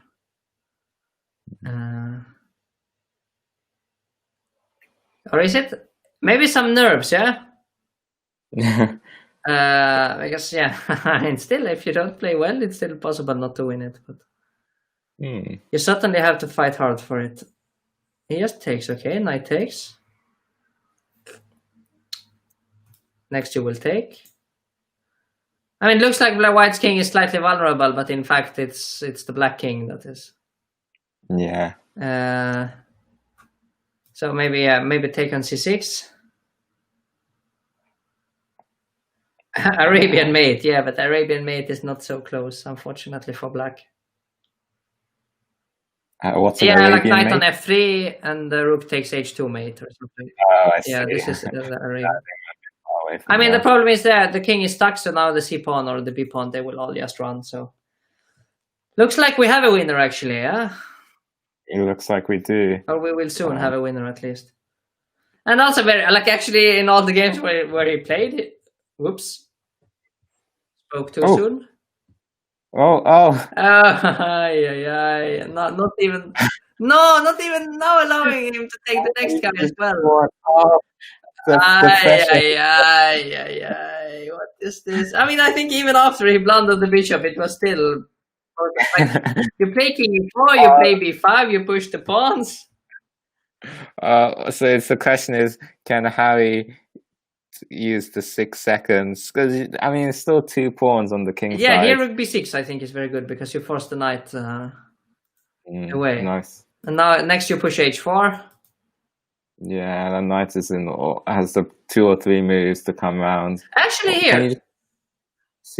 No, c6, king e7. h4 is right. Yeah, h4 is definitely the move. Knight c3. What do you play? Do you play h5? King d3 and king d2. King d3. King d3. Rook c1. King d2. But you don't even need. What is he doing now? But knight also. Yeah, but knight e2 actually king d3. Yeah, there's so many things happening. So many things. It's still probably winning. Yeah, and also black doesn't have any time. So. Yeah. Now there is another one. Yeah, looming. Yeah, I was gonna say. I think what is this now? Kings learns their lesson once when What you play? Rook c7 or? Actually, king d6 maybe. Yeah. Yeah, king. Knight f5, king e6. But then knight. Knight d4. Knight d4. But knight d4. Now h5. H5, rook c5. Yeah, doesn't. Rook c5, king d4. Yeah, h5. Play h5. Good winning chances. King f6 is. Knight d5. Yeah, but take on c7 with. Okay, we will see what happens now. Yeah, but this piece to me should be a draw. Yeah, king d3 was very strong for white before. King e8 or king e6. But king e6, then you don't have the e6 square for the knight. Yeah. King e8 looks... Maybe g4 or h. Oh no! What is this? Knight g5, rook g7, rook takes h6. Probably draw. Not even clear whether it's a draw. Now it's winning, for white. Now I won. Now it's suddenly winning. I mean, okay, what is this? Just push the g pawn and it's completely winning, yeah? Yeah. Wow, such a fight, yeah? Knight h8, final trick, but yeah. g5. Actually, hang on, yeah? How do you play g6 first, yeah? And then you take the knight. That's very simple. Yeah, I can also take. Yeah, it doesn't really matter. Such a big fight, yeah. Wow. Wow. I mean, just blundering the bishop for free here. I was going to say, Kimster really made hard work of what shouldn't have been. So easy. Got through in the end. And even here, yeah, you just play b5. You have b5 and c5. They will probably queen. Yeah. I completely collapsed this part, but then I think the panic after the piece. Yeah, it's not to fight well. Yeah. Wow. Yeah, big congratulations. Oh, let me message Kimster and try and see if he's up for joining quickly to see. He can talk us through what happened in the. Yes. In the last game, yeah. Oof.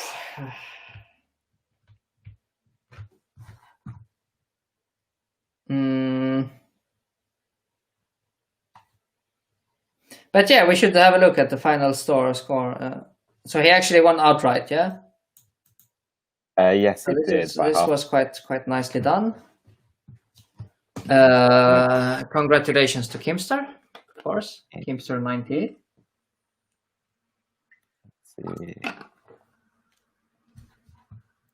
So let's hope he will continue in the other games apart from chess as well. Yes, definitely.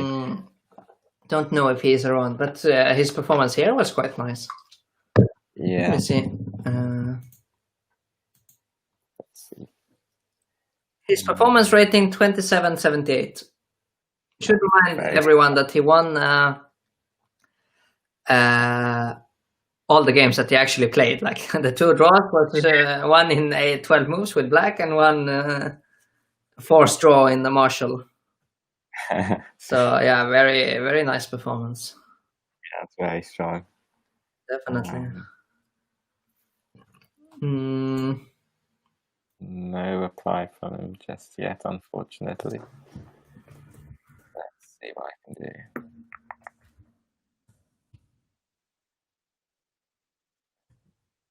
Have they disappeared? Nice. Gone to Maybe just happy with this win. Can't blame.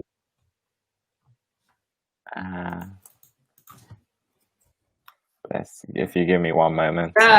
Also, we have. If you want to look at the Amadeus game, he mentioned what he was one part of his game that was interesting. Which game? At the Amadeus's last game that he drew. But he just drew it in the beginning, no? Oh no, it was the beginning one. The reason he took the draw, he said he was afraid of ideas with e5, knight d5, h7, king h7, and knight g5 check. Aha, you mean in this position, yeah? E5, something like this. Yeah. But it doesn't work, no? I'm not convinced, but apparently that was scary enough. This was scary enough for him to... yeah, it could be, yeah? Some knight e4 maybe, or something like this. We have a joiner, Victor. Hello, welcome. Hi. Hi, congratulations on your win. Extremely well played. Yeah, well done. Congrats. Maybe you can walk us through the last game in particular, which was particularly exciting. It was just crazy. Yeah, it looked like you had a good start. Got that pressure on the D file. Yeah, I had a solid plus here. As I rook d4 was important not to let him to play a nice knight d3. Because you can take an e4. Take an e4. Yeah, this looked very good. And he blundered queen d2. Exactly, hitting both the pawn on a5 and the pawn on d6, and after this, yeah, you just pick up a pawn. Should be winning for you, I guess. Yes, but it didn't end here. Yeah, okay, so now you picked up another one, 2 pawns up. Yes. You're looking good, yeah. Some trades. 3 pawns. Yes. And yes, happens, yeah. Like some king d1 was easily winning, I guess. So. King d1, yeah, even king d3, maybe. Yeah, knight e4 and king c3, yes. Yeah. Okay, but you made it very exciting for us, yeah. Yeah. At first, I wanted to play king d3, but I don't know why I ended up playing king f3. So. Yeah, it feels more solid, right? Yeah, I felt that he has to move the knight. I expected him to take the h2 pawn, then play king f4, and the knight on h2 is just really bad. And I completely blundered knight e5. Yeah, exactly. Like this would be completely winning, of course. Yeah. But after knight e5, yeah, it's probably still quite good for you, right? It should be. But of course, yeah, it would be better with an extra bishop. So. I was so shocked that I even didn't play b5. Yeah, exactly. Yeah. Like to take the last pawn and. Yeah. Yeah, I think that was our guess as well. Like the shock over the first one. Yeah. I just wanted to take the last pawn, and I thought that I have some chances of winning still. But if it's a draw, then it's okay. I blundered awfully. Yeah. But actually, here you played quite nicely. Yeah? I mean, we were thinking maybe king d3 was maybe smart, but maybe. But no, this was actually very nicely done. Yeah, I mean, give up this pawn in order to push the. And push the king side. I don't know whether it's winning, but yeah, it should probably be a draw if he defends. In Blitz, it's very hard. It's like exactly. Probably he should give a few checks and then attack the pawn. Yes, I expected him to attack my G pawn. Yes, I mean, yeah, something like this, and now attack, yeah, or even here maybe, and you come here. Sorry, and okay, you will promote G pawn, H pawn, but he will give up the rook, and you can play rook against knight. Yeah. That's what you did. Yeah, it's not so easy for him to defend with little time, and now it's very dangerous. Yeah. It's just losing now, I guess. Yeah, I guess. Yeah, I mean, knight f8, there is check. Yeah. Yeah, but I don't know. H7 is also winning here too, but rook b8 is easier.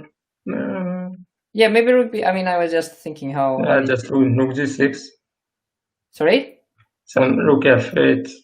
Yeah, exactly. Like this. Yeah. Yeah, or even take. But yeah, I mean h7. I mean, what can you do? Yeah, you're pushing your pawn. Yeah. And in the game, it worked very well. Yeah, like now. So this was a little bit of a shock. Yeah, knight h8, but yeah, of course you can also take it as well. Yeah. It was a nice winning. So. Yeah, it's always winning. Yeah, you push here and then okay, either he lets you promote or you get out. So. But okay. I like g5. It's very solid. Yeah, and yes. Now I calculated it. Yeah. All right, was very nice. But you played very well in the tournament. Yeah, I thought. Thank you. Yes, 2 draws. We wanted to ask the first was the Marshall draw, whether that was some theory you knew that led to a perpetual at the end. Well, I saw some of his earlier games that he played the Marshall, and I had a half-point lead that I thought that the draw is okay, so I try long theoretical variation. But if he knows the variation, it's a draw, and if he doesn't, then there was a game between Ponomaryov and Anand. Wow! Okay, yeah, very impressive. Actually, we did not know, but chat was showing. Yeah, but this was played in more games as well, but as far as I can remember, that was the first one. I see. Yeah, it's a very nice way to just make a draw. A very fancy way to make a draw. A little bit more exciting for us to watch this draw than the next one. Yeah. Next one was just you equalized and you decided that draw is a good result. Yeah. Yes, I still had a half-point lead, and I thought I will get white in the last round. That's a good chance. Exactly. No, very, very well done. Thank you. Congratulations. Yeah. Thank you very much. Very, very, very convincing, I have to say. Thank you. Some tough opposition there, a lot of strong players. So, yeah, well done. Hoping to see you at some of the other events as well, other chess events over the month. Okay, I plan to play in the other events as well. So perfect. Thank you very much. Sweet. Was there any games you found particularly tough out of those? I don't know. Maybe the fourth one was where I stood better, but at some point I thought I messed it up, and it was going to be a draw. But I found a plan which I don't know whether it was winning, but I made it hard for him and managed to win the game. And it was quite important. This end game. This end game. Somehow around here, I wasn't sure that I'm winning. No, I thought also it would probably be a draw, but you found this nice idea. But he made one. We thought maybe he made one mistake here, that he should not move his knight. He must move the king. Yes, king b4 was and I didn't see how could I progress here. Exactly. Yeah, probably it's a draw, but in Blitz very difficult to defend, of course. Yeah, awesome. Well done again, and congratulations. And yeah, hope to see you at the next one as well. Thank you. Right. Cool. And then I think we'll wrap up for this evening. Thank you everyone for joining. As I mentioned, there are plenty of events, chess and otherwise, throughout the month. So hope to see you all joining there as well. Yes, thank you very much. was a pleasure to join. And good luck with the rest of the events. Yes, thank you. Sure. No Have a problem. good evening, everyone. Good evening. Good night.